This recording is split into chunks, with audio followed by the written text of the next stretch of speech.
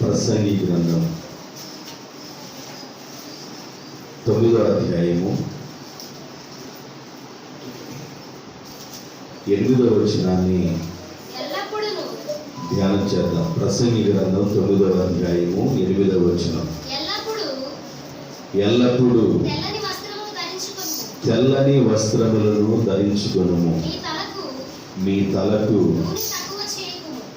నూనె తక్కువ చేయకము. అందరూ చెప్పండి, ఎల్లప్పుడూ తెల్లని వస్త్రములను ధరించుకొనుము. ఈ వాక్య భాగాన్ని నేను మీకు చెప్పాలని ఇష్టపడుతున్నాను. చాలా రకాలైన సౌందర్యమైన వస్త్రాలు బైబిల్లో మనకు కనబడుతూ ఉన్నాయి.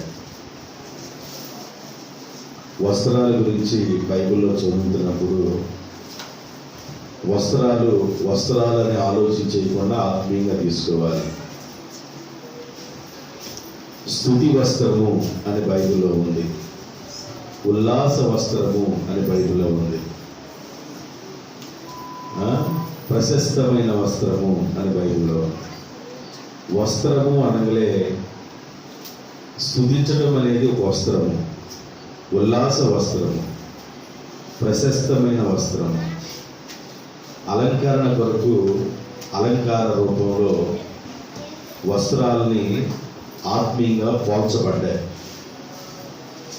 ప్రసంగి గ్రంథంలో జ్ఞాని అయిన సొలొమోను రాస్తూ ఎల్లప్పుడూ తెల్లని వస్త్రములు ధరించుకోనండి అన్నారు. తెల్లని వస్త్రాలు పరిశుద్ధతకు సాదృశ్యం. తెల్లని వస్త్రాలు పరిశుద్ధతకు సాదృశ్యం.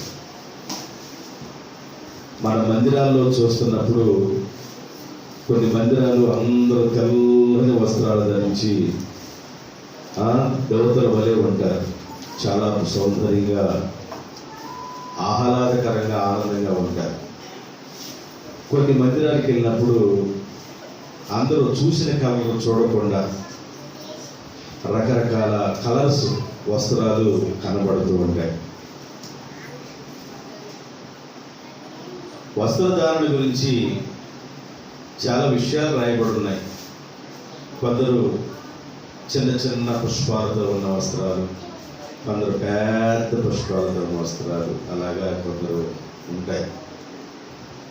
ఇప్పుడు ఏంటంటే ఎర్రగడ కాలంలో ఉన్నవాళ్ళు పెద్ద పుష్పాలతో ఉన్న వస్త్రాలు కట్టుకొని చాలా అదే ఆనందం అనుకునేవాడు. రాగా అంత పుష్పాలు దండి అనేతలకి నేసేవాడు కూడా, ముద్రించేవాడు కూడా, ప్రింట్ వేసేవాడు కూడా చిన్న పుష్పాలు పెట్టి చిన్న వస్త్రాలు చక్కగా చేస్తున్నారు. ఈ వస్త్రాల గురించి మనం ప్రస్తావన తీసుకొచ్చినప్పుడు ఈ వస్త్రాలు ఆత్మీయంగా తీసుకున్నాం. కొన్ని చర్చీలు అన్ని తెల్లని వస్త్రాలు ఉంటాయి, కొన్ని చర్చీలు అందరూ కలర్స్ ఉంటారు. వస్త్రాలు కూడా కలర్స్ వస్త్రాలు కనబడుతూ ఉంటాయి. దాని గురించి మాట్లాడట్లేదు కానీ బైబిల్ ఈ వస్త్రం దేనికి సంబంధించింది, ఎందుకు తెల్లని వస్త్రాల గురించి జ్ఞాని అయిన భక్తుడు సొలొమోను గారు ఈ విషయాన్ని జ్ఞాపకం చేశారో మీకు తెలియపరచాలని నేను అనుకుంటున్నాను. యేసు ప్రభు కూడా ఆయన తెల్లని వస్త్రములు ధరించిన వాడుగా తెల్లని గుర్రం మీద ప్రయాణం చేస్తున్నట్టుగా ప్రకటన గ్రంథం 19వ అధ్యాయము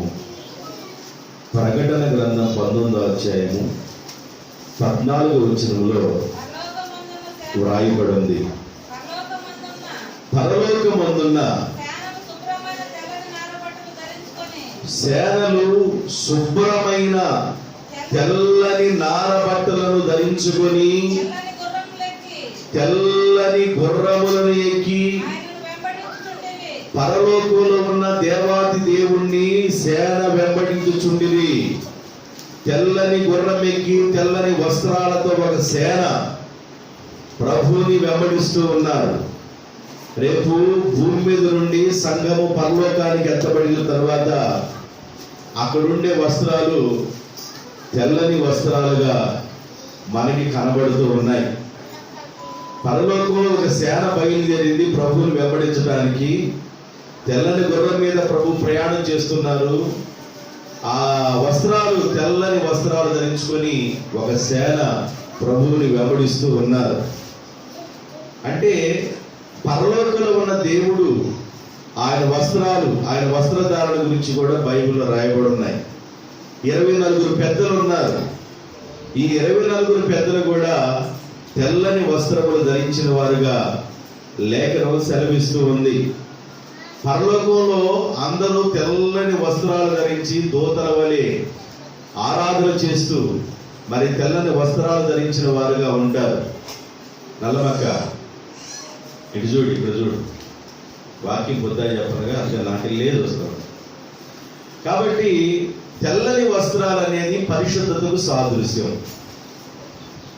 ఎందుకు తెల్లని వస్త్రాలు ధరిస్తారు పాస్టర్స్ కానీ విశ్వాసులు కానీ అని అంటే, రేపు పరలోకంకి వెళ్ళిన తర్వాత అదే కాబట్టి ఆ డిజైన్ ఇక్కడే తయారు చేసుకుంటే బాగుంటుందని ఆ డిజైన్ ఇక్కడే అలవాటు చేసుకుంటున్నారు అన్నమాట. దేవునికి స్తోత్రం.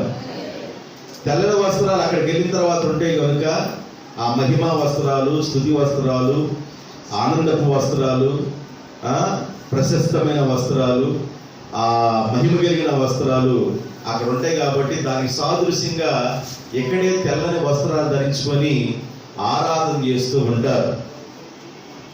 కానీ వస్త్రం యొక్క ప్రాముఖ్యత అనే విషయం కాదు, కానీ దాన్ని ఆలోచించవలసిందే.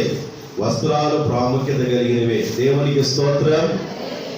వస్త్రాలు చాలా ప్రాముఖ్యమైనవి. తెల్లని వస్త్రాలు పరలోకంలో ఒక సేన వెంబడిస్తున్నారు, దేవుణ్ణి వెంబడిస్తున్నారు. ఆయన తెల్లని గుర్రం ఎక్కి వెళుతున్నప్పుడు తెల్లని వస్త్రాలు కలిగిన సేన వెంబడిస్తున్నారు.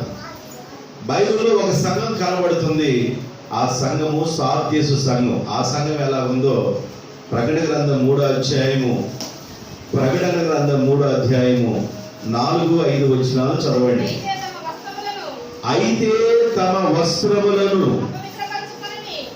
అపవిత్రపరుచుకొనని కొందరు సార్దీసులో నీ యొద్ద ఉన్నారు. తమ వస్త్రములను అపవిత్రపరుచుకొనని కొందరు సార్దీసులో నీ యొద్ద ఉన్నారు. వారు అర్హులు కనుక తెల్లని వస్త్రమును ధరించుకొని నాతో కూడా సంచరించెదరు. జయించువాడు అలాగున తెల్లని వస్త్రములు ధరించుకొనును. జీవ గ్రంథములో నుండి అతని పేరు ఎంత మాత్రమును తుడిచిపెట్టక నా తండ్రి ఎదుటను ఆయన దూతల ఎదుటను అతని పేరు ఒప్పుకొనును. ఆ సంఘముతో ఆత్మ చెప్పుచున్న మాట చెవి గలవాడు వినుగాక. తమ వస్త్రములను అపవిత్రపరుచుకొనని కొందరు సార్దీసులో ఉన్నారు. తెల్లని వస్త్రములు వారికే తగింది, వారు ధరించుకున్నారు. వారి పేర్లు జీవ గ్రంథమందు రాయబడి ఉన్నవి. దేవునికి స్తోత్రం. హల్లెలూయా. సార్దీసు సంఘంలో సంఘాల గురించి మాట్లాడుతుంటాడు. తమ వస్త్రములను అపవిత్రపరుచుకొనని కొందరు. వస్త్రము అనగా ఇక్కడ శరీరము అని అర్థం. వస్త్రం అంటే ఏంది చెప్పండి? శరీరము అని అర్థం. వస్త్రము అంటే ఇక్కడ అర్థం ఏంటంటే శరీరం. నిర్గమాకాండంలో ఇదివరకు చెప్పాను, వాడు కప్పుకొన్నది అది వారి దేహమునకు వస్త్రము అంటాడు. కాబట్టి ఈ వస్త్రము మలినము కాని వస్త్రం, ముడత మచ్చ డాగు లేని వస్త్రము, దేహమనే వస్త్రము. తమ దేహమును అపవిత్రపరుచుకునే కొందరు అని రాస్తే బాగుండేది. అక్కడ ఏమి రాయబడిందంటే తమ వస్త్రములను అపవిత్రపరుచుకునే కొందరు సార్దీసులో ఉన్నారు కనుక తెల్లని వస్త్రము వారికి ఇవ్వబడింది అని రాయబడింది. వస్త్రం అపవిత్రపరుచుకోకుండా ఉన్నది ఏంది? తెల్లని వస్త్రం ఇవ్వడం ఏంది? వస్త్రము దట్ మీన్స్ శరీరము అపవిత్రపరుచుకునే కొందరికి తెల్లని వస్త్రాలు ఇవ్వబడినవి. అంటే శుద్ధీకరించబడిన దేహము. దేవునికి స్తోత్రం. హల్లెలూయా. సార్దీసు సంఘంలో కొంతమంది మనకు కనబడుతున్నారు. ఈ సంఘంలో ఉన్నవారు ఎలాగున్నారు అంటే తమ వస్త్రములను అపవిత్రపరుచుకోకుండా ఉండారు. అంటే దేహాన్ని పరిశుద్ధంగా ఉంచుకున్నారు. దేహము చాలా ప్రాముఖ్యమైంది. దేహము చాలా విలువైంది. ఈ శరీరం అనే దేహాన్ని ఇష్టానుసారంగా గడపకూడదు. ఇష్టానుసారమైన మార్గం తట్టు తిప్పకూడదు. ఈ శరీరం అనే దేహం చాలా పవిత్రంగా ఉంచుకోవడం ప్రాముఖ్యమైంది. రేపు ఈ శరీరం అనే దేహం పరిశుద్ధంగా ఉంటేనే, నిర్దోషంగా ఉంటేనే, మచ్చ లేకుండా ఉంటేనే ఈ దేహాన్ని మరలా ఆయన ఆమోదిస్తాడు. దేవుని బిడ్డారా, పరిశుద్ధాత్మ నిలయానికి దేహము గుడారముగా దేవుడిచ్చాడు. ఈ దేహం అనే గుడారాన్ని పాడు చేసుకోకుండా ఉండాల. సార్దేశంలో ఉన్న సంఘంలో ఉన్న కొందరు తమ వస్త్రములను పాడు చేసుకోలేదు కనుక తెల్లని వస్త్రాలు వారికి ఇవ్వబడ్డాయి. వారి పేర్లు జీవగ్రంథమందు రాయబడి ఉన్నవి. జీవగ్రంథంలో ఎవరి పేర్లు రాయబడి ఉన్నాయి అంటే వస్త్రములను అపవిత్రపరుచుకొనిన వారు, అంటే శారీరకంగా ఆ జీవితాన్ని పరిశుద్ధంగా ఉంచుకున్నవారు, శరీరం చెప్పినట్లుగా శరీర ఇచ్ఛలు, శరీర కోరికలు తీర్చుకుంటూ అలాగా అలవాటుగా జీవితాలు మార్చుకొని ఏదో భక్తిలో ఉన్నట్లుగా నటించే వారికి దేవుని యొక్క తెల్లని వస్త్రాలు ఇవ్వబడవు. ఈ దేహాన్ని పరిశుద్ధంగా ఉంచుకోవాలి. ఎందుకంటే ఈ దేహం నీది కాదు. ఈ దేహము పరిశుద్ధాత్మకు ఆలయమై ఉన్నదని మీరు ఎరగరా. దేహమును ఎవరు పాడు చేయకూడదు. దేహం చాలా పవిత్రంగా పరిశుద్ధంగా ఉండాలి. దేహాన్ని అపవిత్రపరచకూడదు. సార్దేశ సంఘంలో తమ వస్త్రములను అపవిత్రపరచుకున్న వారంటే దాని అర్థం ఏంటంటే దేహము అని అర్థం. వారికి తెల్లని వస్త్రాలు ఇవ్వబడ్డాయి. వారి పేర్లు జీవగ్రంథమందు వ్రాయబడ్డాయి. పౌలు గారు ప్రార్థన చేస్తూ ఆకుల్లా ప్రిస్కుల్లా గురించి అంటాడు, మీ పేర్లు జీవగ్రంథమందు ఉన్నాయి. దేవునికి స్తోత్రం. మీ పేర్లు జీవగ్రంథమందు ఉన్నాయి. ఆకుల్లా ప్రిస్కుల శారీరక వస్త్రధారణ గురించి, వారు ఏమి ధరించారో, ఎలాంటి వస్త్రాలు వేసుకున్నారో వ్రాయబడలేదు. కానీ వారి వస్త్రాలు పరిశుద్ధులకు తగిన విధంగా ఉన్నాయి కనుక వారి పేర్లు జీవగ్రంథమందు వ్రాయబడి ఉన్నాయి. కాబట్టి సొలొమోను గారు మాట్లాడుతూ ఆయన అంటాడు, ఎల్లప్పుడూ తెల్లని వస్త్రములను ధరించుకోండి. అంటే ఎల్లప్పుడూ వేసుకునే వస్త్రాలు తెల్లగా మల్లెపూలా ఉండేది కాదు దాని అర్థం. అలాంటిదిగా దాని అర్థం. దేహమును పరిశుద్ధంగా ఉంచుకోండి. ఇక్కడ అర్థం ఏంటంటే దేహమును పరిశుద్ధంగా ఉంచుకోండి. దేహము ఎప్పుడు పరిశుద్ధమైంది చెప్తా. దేహమును పరిశుద్ధంగా ఉంచుకోండి అని అన్నారు. ప్రకటన గ్రంథం 22వ అధ్యాయము 14వ వచనం. జీవ వృక్షములకు హక్కు గలవారై గుమ్మముల గుండా ఆ పట్టణంలోనికి పరలోక పట్టణంలోనికి ప్రవేశించినట్లు తమ వస్త్రములను ఉదుకుకొనువారు ధన్యులు. తమ వస్త్రములను ఉదుకుకొనువారు ధన్యులు. పరలోకంలో ఉన్న గుమ్మములో నుండి పరలోకంలో ఉన్న పట్టణంలో ప్రవేశించేవారు తమ వస్త్రములను ఉతుక్కుంటారు. ఏం చేస్తారంట? వస్త్రాల్ని ఉతుక్కుంటారు. వస్త్రాలు ఉతకడం ఏంది? సాగరవారి దగ్గరికి వెళ్తే వస్త్రాలు బాగా శుభ్రంగా ఉతికి శుభ్రంగా మురిగిపోయేటట్టుగా దానికి కొన్ని కెమికల్స్ వేసి బాగా తెల్లగా ఉతుకుతారు. చెప్పబడే వస్త్రము అది ఎలాంటి వస్త్రం అంటే దేహం అనే వస్త్రం. ఏ వస్త్రం అంటే దేహం అనే వస్త్రం. దేహము పైనేసుకునే తెల్ల వస్త్రాలు కాదు. దేహం అనే వస్త్రాన్ని ఉతుకుకొని శుద్ధి చేసుకున్న వాళ్ళు పరలోక గుమ్మములోనికి ఆ పట్టణంలోనికి ప్రవేశించెదరు. దేవునికి స్తోత్రం. వస్త్రాలు ఎలా ఉతుక్కుంటారు చెబుతా. వస్త్రాలు ఎలా తెలుగు చేసుకుంటారు చెబుతా. రెండు మాటలు గుర్తుపెట్టుకోండి. వస్త్రాలు ఎలా ఉతుక్కుంటారు, వస్త్రాన్ని ఎలా తెలుగు చేసుకుంటారు, వస్త్రాలు ఎలాగ దేని ద్వారా తెలుపు అవుతాయి, వస్త్రాలు దేనితో ఉతికితే తెలుపు అవుతాయి. నా మాటలు అర్థమయ్యా? వస్త్రాల్ని దేనిలో ఉతికితే తెలుపు వస్తుంది. మీరంటారు ఏరియల్ పౌడర్ కొద్దిగేసి తర్వాత రిన్ సోప్ మంచిదేసి బాగా ఉతికి దానికి సర్ఫ్ ఎక్సెల్ సోప్ అవసరమైతే మంచి సోప్ ఒకటి పెట్టి ఆ తర్వాత మంచి గుమగుమల వాసన రావడం కోసం కంఫర్ట్ ఒకటి వేసి ఇలా గానేస్తే ఎంత బాగుండిద్దో అంటారు.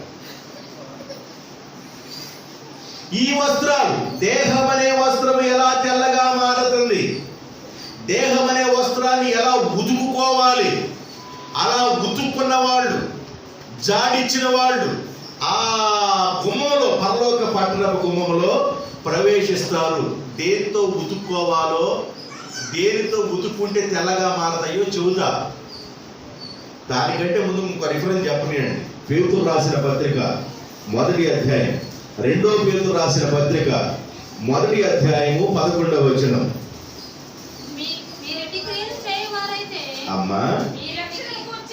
అమ్మా చదవండి, ఒకరు చదవండి. 1:11. రెండో పేతురు రాసిన పత్రిక 1వ అధ్యాయము 11వ వచనం చదువమ్మా. ఎప్పుడును తొట్టిల్లరు అలాగున మన ప్రభువును రక్షకుడునైన యేసు క్రీస్తు యొక్క నిత్య రాజ్యములో, అంటే పరలోక గుమ్మం అని ప్రకటన గ్రంథంలో పరలోక గుమ్మం అన్నాం, ఇక్కడ నిత్య రాజ్యములో ప్రవేశం మీకు సమృద్ధిగా అనుగ్రహించబడును. కాబట్టి ఈ సంగతులను తెలుసుకొని మీరు అంగీకరించిన సత్యమందు స్థిరపరచబడి ఉన్నను వీటిని గూర్చి ఎల్లప్పుడూ మీకు జ్ఞాపకము చేయుటకు సిద్ధముగా ఉన్నాను. నిత్య రాజ్యములో ప్రవేశము సమృద్ధిగా కలుగుతుంది. నిత్య రాజ్యములో ప్రవేశము సమృద్ధిగా కలుగునట్లుగా నిత్య రాజ్యంలోనికి వెళ్ళాలి అంటే తమ వస్త్రములను ఉతుక్కోండి. గుమ్మములో ప్రవేశించాలి అంటే తమ వస్త్రములను ఉతుక్కోండి. పరలోక రాజ్యానికి వెళ్ళాలనేనండి భూమి మీద జరిగే ఆరాధనలన్నీ, ఏ చర్చిలో ఆరాధన జరిగినా, ఏ చర్చిలో దేవుని ఆరాధిస్తూ ఉన్నా, ఈ ఆరాధన అంతటికి మూల కారణం ఏంటంటే ఆరాధిస్తూ ఈ భూమి మీద నుండి మనం దాటిపోతాం. మనం దాటి వెళ్ళిపోయిన తర్వాత ఒక రోజున గుమ్మంలో ప్రవేశించాలి, పరలోకపు గుమ్మంలో ప్రవేశించాలి. తెల్లగా వస్త్రాలు ఉతుక్కొని అలాంటి వారు ధన్యులు, వారు గుమ్మములో ప్రవేశించదు. నిత్య రాజ్యములో సమృద్ధి అయిన ప్రవేశము కలుగునట్లుగా అని పేతురు అంటాడు. నిత్య రాజ్యములో సమృద్ధిగా ప్రవేశము కలుగునట్లుగా, నిత్య రాజ్యములో గుమ్మములో ఉండి ప్రవేశించినట్లుగా తమ వస్త్రములను ఉతుక్కోండి. ఏం ఉతుక్కోవాలంట? వస్త్రాలు ఏం చేయాలి? ఉతకాలి. వస్త్రాలు ఉతకాలి. ఈ మామూలు వస్త్రాలు ఎలా ఉతుకుతారో మీకు తెలుసు. అయితే ఈ దేహం అనే వస్త్రాన్ని ఎలా ఉతుక్కోవాలి? ఈ దేహం అనే వస్త్రాన్ని ఎలా తెల్లగా చేసుకోవాలి? దేని ద్వారా తెల్లగా అయింది ఈ దేహం అనే వస్త్రము? బైబిల్లో నుండి మీకు కొన్ని రిఫరెన్స్లు నేను మీకు చూపించాలని అనుకుంటున్నాను. అసలు వస్త్రము అంటే ఏంటి? ఇప్పుడు దాకా వస్త్రం అంటే ఏం చెప్పాను? శరీరం అని చెప్పాను. వస్త్రం అంటే ఏది? శరీరము అని చెప్పాను. ఇప్పుడు మరొక విషయం చెబుతాను. యోవేలు గ్రంథం 2వ అధ్యాయం, యోవేలు గ్రంథం 2వ అధ్యాయం 13-14 వచనాలు. యోవేలు గ్రంథం 2వ అధ్యాయం పొద్దుక కళ్ళంగా చదువుకోనండి పేపర్లు చూడండి. యోవేలు గ్రంథం 2వ అధ్యాయం 13-14 వచనాలు. అది ఉషా బైబిల్ చూడ ఎట్లాగుందో ముందు ఆ బైబిల్ పేపర్లు ముందు చూడండి. ముందు ఎట్ట ఉత్తి తీసుకుందో అది అట్ట అలవాట్లే. 2:13-14 మీ దేవుడని యెహోవా కరుణా వాత్సల్యములు గలవాడును శాంతిమూర్తియు అత్యంత కృపగలవాడై ఉండి తాను చేయనుద్దేశించిన కీడులు చేయక పశ్చాత్తాపడను గనుక మీ వస్త్రములను గాక మీ హృదయములను చింపుకొని ఆయన తట్టు తిరుగుడి. దేవునికి స్తోత్రం. ఇక్కడ వస్త్రం అంటే ఏంది? హృదయము. ఇందాక వస్త్రం అంటే ఏంది? శరీరము. ఇప్పుడు ఈ వస్త్రం అంటే ఏంది? హృదయం. మీ వస్త్రమును కాక మీ హృదయములను తెల్లగా చేసుకోండి అన్నాడు. ఇందాక శరీరాన్ని తెల్లగా చేసుకోండి, ఉతుక్కోండి అన్నాడు. ఇప్పుడు ఇక్కడ ఏమన్నాడంటే మీ వస్త్రములను కాక మీ హృదయమును చించుకొనండి, శుద్ధి చేసుకోండి అన్నాడు. మీ వస్త్రాలు చించుకుంటే ఉపయోగం ఏముంది? అక్కడ కాదు, మీ హృదయాన్ని ఇప్పుడు పరిశుద్ధపరచుకోండి అంటాడు. దేవుని బిడ్డలారా, హృదయము చాలా ప్రాముఖ్యమైనది. హృదయం అనే వస్త్రము, శరీరం అనే వస్త్రము, హృదయము అనే వస్త్రము చాలా ప్రాముఖ్యమైనవి. శరీరం పైనేసుకునే వస్త్రాలు కాదు. రకరకాల బట్టలు ధరించుకుంటారు. తెల్లని బట్టలు ధరించుకున్న వాళ్ళు పరిశుద్ధులని, రంగు బట్టలు ధరించుకున్న వాళ్ళు పరిశుద్ధులు కాదని బైబిల్ ఎక్కడా చెప్పబడదు. అయితే కొందరు రంగు బట్టలు ధరించుకున్న సరిపోయిన స్థితిలో ఉండేటట్లుగా రంగు బట్టలు ధరించుకుంటారు. ఏ వయసులో ఉన్నవాడు ఆ వయసులో ఆ బట్టలు ధరించుకుంటారు. అర్థమైందండి? వయసును బట్టి బట్టలు ధరించుకుంటారు. ఇప్పుడు బాగా 60 సంవత్సరాలు వచ్చిన ఆడామి ఇప్పుడు ఓణీల టైపులో వస్త్రాలు వచ్చినాయి. ఏ టైపులో?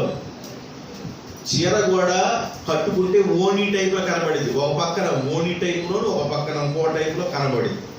ఆ కట్టుకుంది అనుకోండి, మీరు ఒకసారి ఏం చేస్తారంటే అరికాల దగ్గర నుండి వరకు స్కాన్ చేస్తారు. అలా అనగానే స్కాన్ అయింది.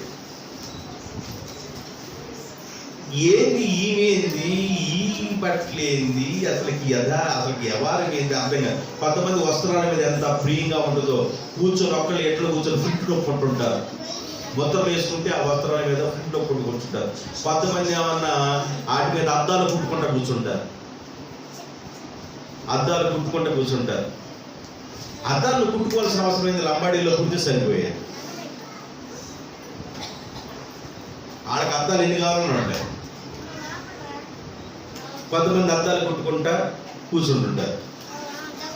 ఇక్కడ కనబడే ఈ వస్త్రాల గురించి బైబిల్ చెప్పట్లేదు, కానీ ప్రసంగి అయిన జ్ఞాని అయిన సొలొమోను గారు అంటాడు, ఎల్లప్పుడూ తెల్లని వస్త్రాలను ధరించుకోండి అంటాడు. వస్త్రాలు ఎలా తెల్లగా అవుతాయంటే ఉతుక్కోవాలి అన్నాడు వాక్యంలో. వస్త్రాలు తెల్లగా మారాలంటే ఇంకేం చేయాలో చెబుతా. అయితే ఇక్కడేమన్నాడంటే, అక్కడ శరీరము అనే వస్త్రం గురించి చెప్పారు. ఇక్కడేమన్నాడంటే మీ వస్త్రమును కాక మీ హృదయమును చించుకోనండి. అంటే దాని అర్థం ఏంటంటే హృదయాన్ని పరిశుద్ధపరుచుకోవాలి. దేవునికి స్తోత్రం. హృదయము అనే వస్త్రమును పరిశుద్ధపరుచుకోవాలి. విలాప వాక్యముల గ్రంథం, విలాప వాక్యాలు 4వ అధ్యాయం 7-8 వచనాలు. విలాప వాక్యములో రాయబడింది, యెరూషలేములో ఉన్న ప్రజలుగా ఉన్నవారు ఎలాగున్నారంటే ఘనులుగా ఉన్నవారు హిమము కంటే, హిమము అంటే తెల్లగా ఉండేది, హిమము కంటే శుద్ధంగా ఉన్నారు. వారు పాల రంగు కంటే కూడా తెల్లగా ఉన్నారు. వారి శరీరములు పగడముల కంటే ఎర్రగా ఉన్నవి. వారి దేహ కాంతి నీలము వంటిది. అట్టి వారు ఆకారము బొగ్గులాగా తయారైపోయింది. ఏమైపోయిందంట? తెల్లగా ఉన్న వస్త్రములు కలిగిన వారు, తెల్లని దేహములు కలిగిన వారు, హిమములాగా ఉన్నవారు ఇప్పుడు ఏమైపోయారంటే బొగ్గులాగా అయిపోయారు.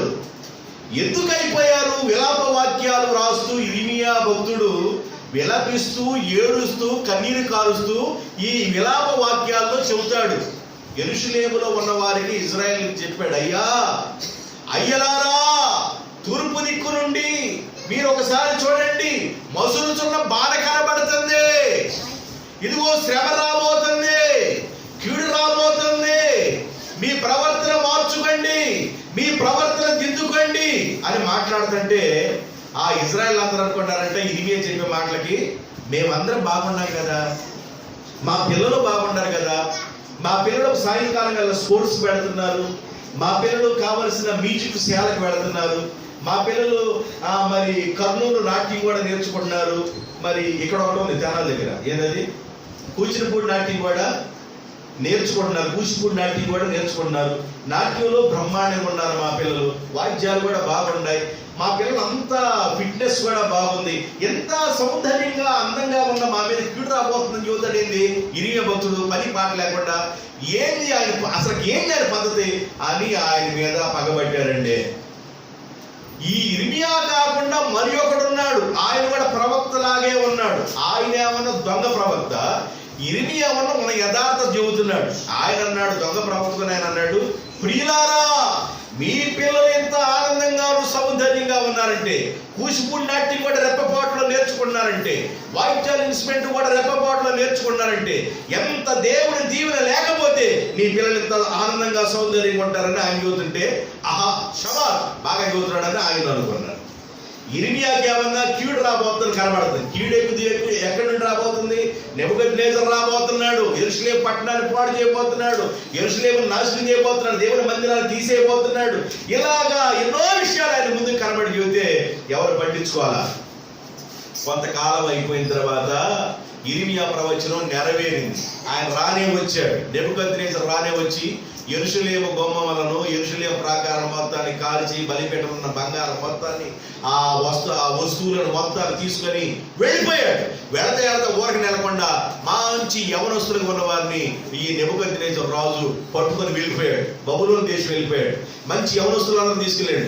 వాళ్ళలో యెహెజ్కేలు వెళ్ళాడు, వాళ్ళలో దానియేలు వెళ్ళాడు, వాళ్ళు షడ్రక్ వెళ్ళాడు, వాళ్ళు మెషక్ వెళ్ళాడు, వాళ్ళు అబేద్నెగో వెళ్ళాడు. ఇలాగ యవనస్తులందరూ పట్టుకొని అక్కడికి వెళ్ళిన తర్వాత అక్కడ కల్దీల భాష నేర్పించాడు. మన భాష అన్నారు, ఆ భాషలో వాడు ఉత్తీర్ణులు అయ్యారు. కల్దీల భాషలో ఆ భాష మాట్లాడేవాడు కంటే కూడా ఈ దానియేలు, షడ్రకు, మెషక్, అబేద్నెగోలు కూడా మంచి భాషా ప్రావీణ్యతలు సంపాదించుకున్నారు. అక్కడ ఉండి దానియేలు గోని పట్టగట్టుకొని, ప్రభువా మాకు విడుదల లేదా, మాకు విమోచన లేదా, మా ప్రాంతానికి మమ్మల్ని తీసుకెళ్ళవా? అయ్యా మేము చెరకొచ్చాము నాయన, చెరలో ఉండిపోయాము నాయన, బానిసలుగా ఉండిపోయామయ్యా. దీనికి కారణం ఏంటంటే భక్తుడిగా ఉన్న ఇర్మియా ప్రవచించిన మా పితరులు ఎవరు పట్టించుకోలేదయ్యా. మా దేహములు తెల్లగా ఉన్నాయి, మేము హిమములాగా ఉన్నాము, పాలుగారు దేహం వలె ఉన్నాము, ఎంత సౌందర్యంగా ఉన్నామని మా సౌందర్యాన్ని మేము చూసుకొని మురిసిపోయాం, కానీ మాకు బొగ్గు లాంటి పరిస్థితి వచ్చిందని మాకు తెలియదయ్యా అని ప్రార్థన చేసుకున్నారు అక్కడ ఉండి భక్తులు.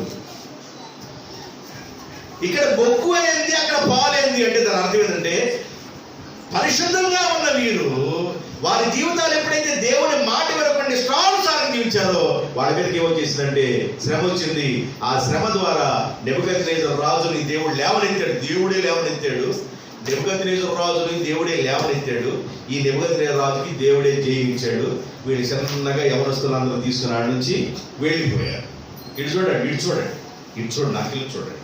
కొత్తోళ్ళు అయితే వాళ్ళకెళ్ళి మీరు ఇలాగే చూడొచ్చు, ఆతోళ్ళే కాబట్టి నాకెళ్ళి చూడండి. దేవునికి స్తోత్రం, గడియను హల్లెలూయా.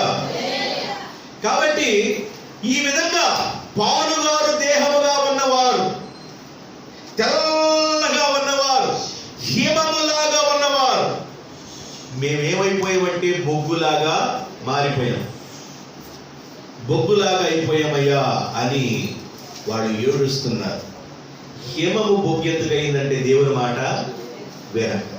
అందువల్ల ఏం చేయాలంటే ఇప్పుడు ఏమి చించుకోవాలి మనం? హృదయాలను, వస్త్రాలను కాదు హృదయాలను చించుకోండి. ఏం ఉతుక్కోవాలి మనం? దేహమును ఉతుక్కోండి. దేంతో ఉతకాలి దేహాన్ని? ఈ దేహాన్ని దేంతో ఉతకాలి? బైబిల్ చెబుతుంది. ఎఫెసీయులకు రాసిన పత్రిక 5వ అధ్యాయం 27వ వచనం. ఎఫెసీయులకు రాసిన పత్రిక 5వ అధ్యాయము 27వ వచనం. పొడుగు పెట్టుకోమా, పొడుగు పెట్టు. 5:27. అటువలే క్రీస్తు కూడా సంఘమును ప్రేమించి, సంఘము కళంకమైనను ముడత అయినను అట్టిది మరి ఏదైనను లేక పరిశుద్ధమైనదిగాను నిర్దోషమైనదిగాను మహిమగల సంఘముగాను ఆయన తన ఎదుట ఆ సంఘాన్ని నిలబెట్టవలెనని సంఘాన్ని వాక్యముతో ఉదికి స్నానం చేయించెను. దేవునికి స్తోత్రం. ఏం చేయాలంట? అప్పుడప్పుడు సేవకుడు ఉతుకుతా ఉంటాడు. ఈరోజు భలే ఉతికాడమ్మా సేవకుడు. ఏం చెప్పాడు అనుకున్నా? నిజంగా మా అత్తగారికి చెప్పాడు. ఈరోజు ఏం ఉతికాడో, ఈరోజు మా కోళ్ళతోనే మాట్లాడాడమ్మా. ఏం ఉతికాడో అంటే, ఉతకడం అంటే ఏంటంటే వాక్యం ద్వారా దేవుడు ఉతుకుతాడు, ఉతికి స్నానం చేస్తాడు. దేవునికి స్తోత్రం. వాక్యము ద్వారా ఉతికినప్పుడు ఏమైందంటే అది కళంకమైనను ముడతైనను మచ్చైనను అట్టిది ఏదియు లేక పరిశుద్ధమైనదిగాను నిర్దోషమైనదిగాను మహిమగలదిగా ఉండటానికి ఆ వస్త్రాన్ని వాక్యముతో ఉతుకుతారు. కాబట్టి మీరు ఇప్పుడు ఏం ధరించాలి? ఏ వస్త్రాలు ధరించాలి? చెప్పండి, ఏ వస్త్రాలు ధరించాలి? రేపు వచ్చే ఆదివారం చెరుకుపల్లి కొట్టుల్లో ఖాళీ లేకుండా ప్రతి షాపులో తెల్లని వస్త్రాలు కొనుక్కొని వచ్చే ఆదివారం వస్త్రాలు వేసుకున్నాడు. తెల్లని వస్త్రాలు, అవునా? తెల్లని వస్త్రాలు కొనుక్కోండి. దాని గురించి కాదు మాట్లాడింది దేవుడు. హృదయం అనే వస్త్రాన్ని ఉతుక్కోండి. దేవునికి స్తోత్రం. పరిశుద్ధులకు తగినట్లన్నా బతకండి, పరిశుద్ధులకు తగినట్లన్నా బ్రతకడానికి ప్రయత్నం చేయండి. ఈ భూమి మీద ఉండగానే నువ్వు ఏ బ్రతికినా, దేవుడిచ్చిన ఆయుష్కాలంలో ఏ ఆట ఆడినా పరిశుద్ధంగా బ్రతకడానికి ప్రయత్నం చేయండి అన్నాడు. దేవునికి స్తోత్రం. వస్త్రములను పరిశుద్ధపరచుకోండి. దేహం అనే వస్త్రాన్ని పరిశుద్ధపరచుకోండి. హృదయం అనే వస్త్రాన్ని పరిశుద్ధపరచుకోండి. ఈ వస్త్రాన్ని దేనితో ఉతుకుతారంటే వాక్యముతో ఉతక స్నానం చేయిస్తారు. దావీదు భక్తుడు అంటాడు ఒకసారి, అయ్యా నన్ను హిస్సోపుతో కడుగయ్యా, తెల్లగా ఉండునట్లుగా నన్ను కడుగు నాయనా, శుద్ధి చేయయ్యా, నా వస్త్రము మలినమైపోయింది నాయన. 51వ కీర్తనలో 7వ వచనంలో చెప్తాడు, నేను పవిత్రుడనగునట్లుగా హిస్సోపుతో నా పాపమును పరిహరించుమయ్యా, హిమము కంటెను తెల్లగా ఉండునట్లు నీవు నన్ను కడుగు నాయనా. నీవు నన్ను కడిగేటప్పుడు, జాడిచ్చేటప్పుడు ఒకవేళ ఉతుకుతున్నా సరే నేను నీ చేతిలోనే పడతాను నాయనా. దేవునికి స్తోత్రం. నేను నీ చేతిలోనే ఉంటానయ్యా. నన్ను ఉతుకుతావో, జాడిస్తావో, కడుగుతావో, నువ్వు ఏం చేస్తావో హిమము కంటే తెల్లగా నన్ను చేయనాయన, నిర్మలుడుగా నన్ను చేయనాయన, పవిత్రుడిగా నన్ను చేయనాయన. నన్ను హిస్సోపుతో కడుగయ్యా, తెల్లగా మార్చు నాయనా. జిగటగల దొంగ ఊబిలో చిక్కుపోయేదయ్యా. ఆ దొంగ ఊబిలో నుండి, ఆ బురద ఊబిలో నుండి నన్ను బయటికి తీసుకొచ్చి నన్ను హిమము కంటే తెల్లగా చెయ్యయ్యా. ఈ ప్రార్థన దేవుడు విని దావీదుని మెచ్చుకొని దేవుడు అంటాడు, దావీదు నా హృదయానుసారుడు. దేవునికి స్తోత్రం. నిజమే, తన పాపాన్ని యథార్థంగా ఒప్పేసుకున్నాడండి. తన పాపాన్ని మనిషి కప్పుకోలేదు. ఆ వ్యక్తితో ఒక రాజుగా ఉన్నాడు. ఆయన రాజుగా ఉన్నప్పుడు ప్రవక్త వెళ్ళి, నాతాను ప్రవక్త వెళ్ళి ఆ విషయాన్ని విశదీకరించి, ఆ మనుషుడు నీవేరా బాబు, తప్పు చేసిన వాడు నీవేరా అన్నప్పుడు తప్పును సరి చేసుకున్నాడు. సొలొమోనుకి చెప్పేవాళ్ళు ఆయన చెడిపోయారు, కానీ దావీదుకి చెప్పేవాళ్ళు ఉండి బాగుపడ్డారు. దేవునికి స్తోత్రం. సొలొమోనుకి చెప్పేవాళ్ళు ఎందుకు లేరంటే ఆయనకి ముందు జ్ఞానం లేడు, రాబోతున్న దినాలు కూడా అంత జ్ఞాని లేరు. అంత తెలివి కలిగినవాడు. తెలివి కలిగిన కూడా ఏమి చెబుతారు? తెలివి కలిగిన వాడికి ఎవరు చెబుతారండి? తెలివి కలిగిన 3 చోట్ల అయిందంట. తెలివి కలిగిన వాడికి ఎన్ని చోట్ల అయింది? 3 చోట్ల. కాలు మీద 5 వదిలేసేవాడు. ఏమైందా అని చేతి రాసుకున్నాడు. 2 ఏమైందని ముక్కు రాసుకున్నాడు. 3 అయింది. తెలివి కలిగిన 3 చోట్ల అయిందంట. సొలొమోనుకి చెప్పేవాళ్ళు లేరు. ఆయనకు ముందు జ్ఞానం లేదు, రాబోయే దినాలు కూడా అంత జ్ఞానం ఉంటారని దేవుడు ఆశీర్వదించాడు. అందువల్ల టోటల్గా 1000 మందితో పాపం పెళ్లి చేసుకున్నాడు. 1000 మంది ఏం చేస్తాడో పాపం అర్థం కాదు, కానీ 1000 మందిని పెళ్లి చేసుకున్నాడు. ఏదంటే ఆయనకు ఒక స్వార్థం ఉంది. 1000 మందిని వివాహం చేసుకోవడం ఒక స్వార్థం ఉంది. ఏ దేశం మీదకి వెళ్ళిపోయినా ఆ దేశం వాళ్ళు నా మీద రాకుండా అంటే ఆ రాజుగారి కూతురు చేసుకుంటే సరిపోయిందని రాజు కూతురు చేసుకునేవాడు. ఆ రాజు కూతురు చేసుకోగానే ఆ రాజుగారు ఈ దేశం మీదకి యుద్ధానికి వచ్చేవాడు కాదు. అట్లా అన్ని దేశాలను రాజకుమార్తెలు వివాహం చేసుకున్నాడు. ఎంతమంది భార్యలు? 300 మంది భార్యలు, 700 మంది 700 మంది 300 మంది టోటల్గా ఏం చేశాడు మరి? అయితే జాగ్రత్తగా వినండి. ఆడ కోసం ఇల్లు కట్టడమే సరిపోయిందంట. రాజుగారి భార్యకి ఎంతెంత ఇల్లు కడతారో తెలుసా? ఎంత ఇల్లు కడతారో తెలుసా? హైదరాబాదులో ఎప్పుడన్నా వెళ్ళి గోల్కొండ చూడండి. గోల్కొండ చూడండి. అక్కడ ఉన్న నవాబు గారు చనిపోయిన భార్యల నిమిత్తం ఎంత సమాధి పెట్టెలు, సమాధి కోసం ఎంత పెద్ద కట్టించాడో చూడండి. భార్యలు ఎంత ప్రేమించాడో. ఒక రాజుగారు తన భార్య కోసం సమాధి ఉంచడం కోసం ఆ పక్కన ఉన్నవి అసలు పెద్ద ఇల్లు లాంటి ప్రాహారాలు విచిత్రంగా కట్టించాడంటే, ఫరో రాజు గారు చచ్చిపోయినప్పుడు పిరమిడ్లని పెద్దవి కట్టారు. ఇప్పుడు ఆ యెరూషలేము ₹1,00,000 పోతే ఒక టికెట్ పెట్టుకుని వెళ్ళాడు.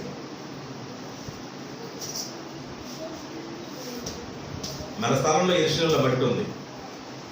ఈ స్థలంలో యెరూషలేములో తీసుకొచ్చిన మట్టి ఉంది. దేవునికి స్తోత్రం. ఏందా మాట చూద్దా? యెరూషలేము తీసుకొచ్చి ఎంత మట్టి తీసుకొచ్చాడు జోసెఫ్ పట్ల వసొద్ద తీసుకెళ్ళి పాస్కర్ తీసుకొచ్చింది ఆ బిట్లను వేసి వసొద్ద. అదే మట్టి మృత సముద్రం దగ్గర ఉన్న మట్టి. ఆ మట్టి ముఖానికి రాసుకుని ఒళ్ళకి రాసుకుంటే దాంట్లో గంధకాలతో ఉన్నాయి కదండి. అక్కడ కొన్ని ప్రాంతాల మృత సముద్రం దగ్గర ఆ మట్టి రాసుకుంటే ఏదో జరుగుద్దని అని అంటున్నారు. మట్టి తెచ్చుకున్నారు. ఆ మట్టి తీసుకొచ్చి నేను పడేసి అంత యెరూషలేములో నుండి కొన్ని వాటర్ తీసుకొచ్చాడు. ఆ వాటర్ కూడా వేస్తాం. యెరూషలేము ప్రభు నన్ను కూడా తీసుకెళ్ళిపోతున్నాడు. దేవుని స్తోత్రం చెప్పండి. చెప్పండి. మీరందరూ తల ₹1000 దయవద్దా? ఏం పెద్ద విషయం ఏది? ఇల్లు రావడం పెద్ద విషయమా? ప్రభుత్వం ఎంత ఇస్తారు? 40,000 ఇస్తారు. 40,000 ఎంత ఇస్తారంట ప్రభుత్వం. మనం ఒక 50,000 మన దగ్గర ఒక 50,000 దాకా ప్రభుత్వం మనం చూసుకుంటారు. సర్ఫింగ్ 10 రోజులకు పాస్పోర్ట్ పెంచేసింది. పాస్పోర్ట్ చూస్తున్నా ప్రార్థన చేస్తాను. ఎంతసేపు దేవుడు తీసుకెళ్ళటం. దేవునికి స్తోత్రం చెప్పండి. హల్లెలూయా.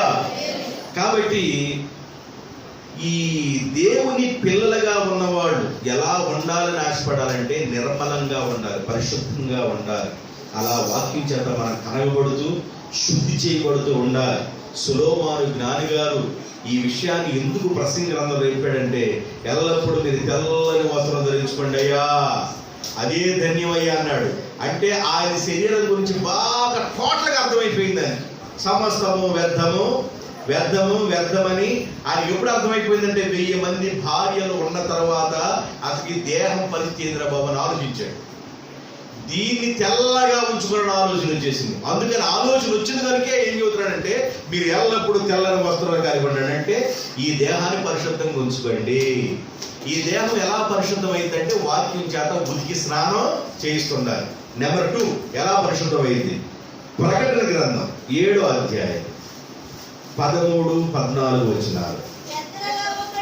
పెద్దలలో ఒకడు తెల్లని వస్త్రమును ధరించుకున్నవారు వీరెవరు? వీరు ఎక్కడి నుండి వచ్చిరని నన్ను అడిగాను.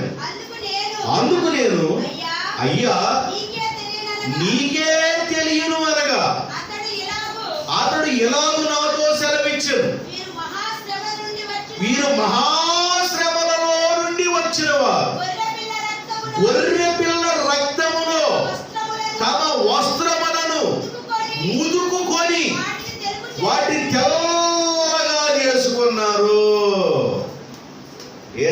ఉండాలంట? గొర్రెపిల్ల రక్తం ఎట్లా ఉండిద్ది? ఎర్రగా ఉండిద్ది. గొర్రెపిల్ల రక్తంలో వస్త్రం ఉంటే ఎలా ఉండిద్ది? ఎర్రగా ఉండిద్ది. కానీ బైబిల్ ఏం చెబుతుందంటే ఆత్మీయంగా తీసుకోవాలి నీవు. గొర్రెపిల్ల రక్తములో తమ వస్త్రములను ఉతుక్కొని తెల్లగా చేసుకున్నారు. యేసు రక్తము ప్రతి పాపమును కడుగును. గొర్రెపిల్ల రక్తంలో తమ వస్త్రమును ఉతుక్కొని తెల్లగా చేసుకున్నారు. గొర్రెపిల్ల రక్తంలో వస్త్రమును ఉతుక్కొని తెల్లగా చేసుకునే వారు ఆ గుమ్మములో ప్రవేశించెదరు. పరలోక గుమ్మములో ప్రవేశించినట్లుగా మీరు తెల్లని వస్త్రములు ధరించుకోండి. తెల్లని వస్త్రాలు ధరించుకోవడం అంటే అర్థం ఏంటంటే గొర్రెపిల్ల రక్తంలో తమ వస్త్రమును కడుక్కోవాలి. అంటే బాప్తిజం పొందాలి. బాప్తిజం పొందాలి. ఇదిగో లోక పాపములు మోసుకొని పోచున్న దేవుని గొర్రెపిల్ల. గొర్రెపిల్ల రక్తములో తమ వస్త్రమును ఉతుక్కోవాలి. యేసు ప్రభు 2020 సంవత్సరాల క్రితం సిలువలో ఆయన మరణమైపోయాడు. ఆయన కార్చిన రక్తము ఇప్పుడు నీటిలో మిళితమైపోయింది. నీటిలో ఆదిలోనే పరిశుద్ధాత్మ మిళితమై ఉంది. ఆదిలో జనముల పైన దేవుని ఆత్మ అలాడుచుండెను. దేవుని ఆత్మ ప్లస్ నీరు ప్లస్ యేసు రక్తం, ఈ ముగ్గురు ఏకీభవించి నిన్ను కడుగుతారు. కనుక బాప్తిజం పొందాలా. బాప్తిజం పొందకుండా ఉన్నవారు బాప్తిజం పొందాలి. దేవుని బిడ్డలారా, చాలా మంది జీవితాలు ఎలాగున్నాయంటే బాప్తిజమా బాప్తిజమా బాప్తిజమా. అయ్యా నెక్స్ట్ ఇయర్ ఖచ్చితంగా December 31కి నేను ఇలాగే గొర్రెపిల్ల ఒకటి సంకలో పెట్టుకొని 2 ఏళ్ళు ఇట్లా పట్టుకొని లేచి December 12 దాటిన తర్వాత మరుక్షణమే సంకలో ఉన్న గొర్రెపిల్లని దించి 2 ఏళ్ళు కూడా తీస్తారంటారు. అది కాదు. నువ్వు దేవుడి వాక్యాన్ని విన్న వెంటనే బాప్తిజం పొందాలా. గొర్రెపిల్లవాడు సంకలో పెట్టుకొని ఆయన కృష్ణలాగా శాంతి సందేశంలో ఆయన అంటాడు మీకోసం కాదు మీ పిల్లల కోసం కాదు అన్నట్టుగా కాకుండా బాప్తిజం పొందండి. బాప్తిజం పొందండి. వాక్యాలు ఎవరి మీద గోడకు మొత్తం చెప్పరు. గోడకి మొత్తం ఫ్యాన్లకి కరెంటుకి చెప్పరు. వాక్యం మనకే ఇవ్వుతాడు దేవుడు. బాప్తిజం లేనివాడు బాప్తిజం పొందండి. ఎంతకాలం పాపంలో ఉంటావు? ఎంతకాలం మలిలో ఉంటావు? ఆయన అంటాడు తల్లి గర్భంలో నుండి నేను మలిలో ఉన్నానయ్యా. పాపంలో తల్లి గర్భం ధరించింది. నాకు జన్మ పాపం ఉంది, చేసిన పాపాలు కర్మ పాపాలు ఉన్నాయి. జన్మ కర్మ పాపాల నుండి నన్ను పవిత్రుడుగా చేయి. ఈ సోపుతో నన్ను కడుగయ్యా, శుద్ధి చేయి, నన్ను పవిత్రపరచయ్యా. బాప్తిజం పొందాలండి. డేట్లు ఇవ్వకూడదు, వాయిదాలు ఇవ్వకూడదు. బాప్తిజం పొందడానికి సేవకుడిని నువ్వు బాప్తిజం తీసుకోవడానికి సేవకుడి దగ్గరికి వచ్చి అర్థించాలి. అయ్యా నా బాప్తిజం ఇయ్యా అని. నీకు తెలుసా నీ డేట్ ఏందో? నీకు తెలుసా? చూడు బాగా తగిలిందంట. చూడు కాడమ్మ చెరకాయ కుమారమ్మ ఆ పాడ క్రికెట్లు ఆడుతుంది. ఇక్కడ ఆపిల్ పాడడం కాదు, ఏం చెప్పడం కాదు, కుమారి పాడడం కిలకిలకిల్ ఆడతాడు. ఆడికి అయితే చాలు. ఆ మనరాడు మెత్తడు తాయిత్తులు. పుట్టిన పిల్లలు మనవరాడు అందరూ తాయిత్తులు కట్టుకోవట్లేదు. సంక కట్టుకోవటం నువ్వు కట్టుకోలేదు అంటారు. నేను ప్రొద్దున కట్టుకోలేదు. తాయిత్తులు షడ్డం కట్టుకోను. తాయిత్తులే మా షడ్డం కట్టుకుంది. ఏడకాదు నీ దగ్గరికే వాళ్తా. భుజం నొప్పి పడుతుంది కాదు, ఏడే పడుతుంది. తాయిత్తులు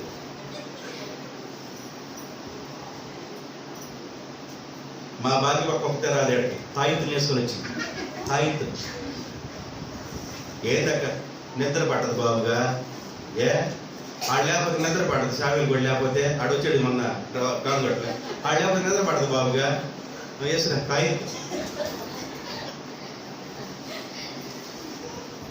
అన్ని తాయిస్తున్నారు వీళ్ళు. ఎంత భర్తలు వెళ్ళిపోయినా పర్లేదు, పక్కన భర్తలు పక్కన వెళ్ళిపోయిన పర్లేదు, ఈ తాయిత్తులు ఎలా ఆళ్ళు లేకపోయినా పర్లేదు. దేవుని స్తోత్రం. 10 రోజులు నువ్వే వండుకో తినయ్యా తాయిత్తులు.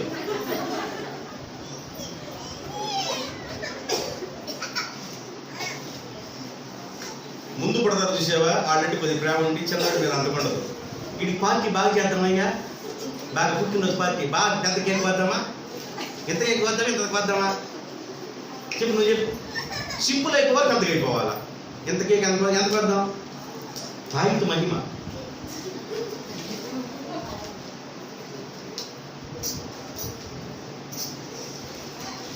మంచిది. ఎవరి పిల్లల్ని ఎవరు పోగొట్టుకోరు కాబట్టి మంచిది, కట్టేశాడు.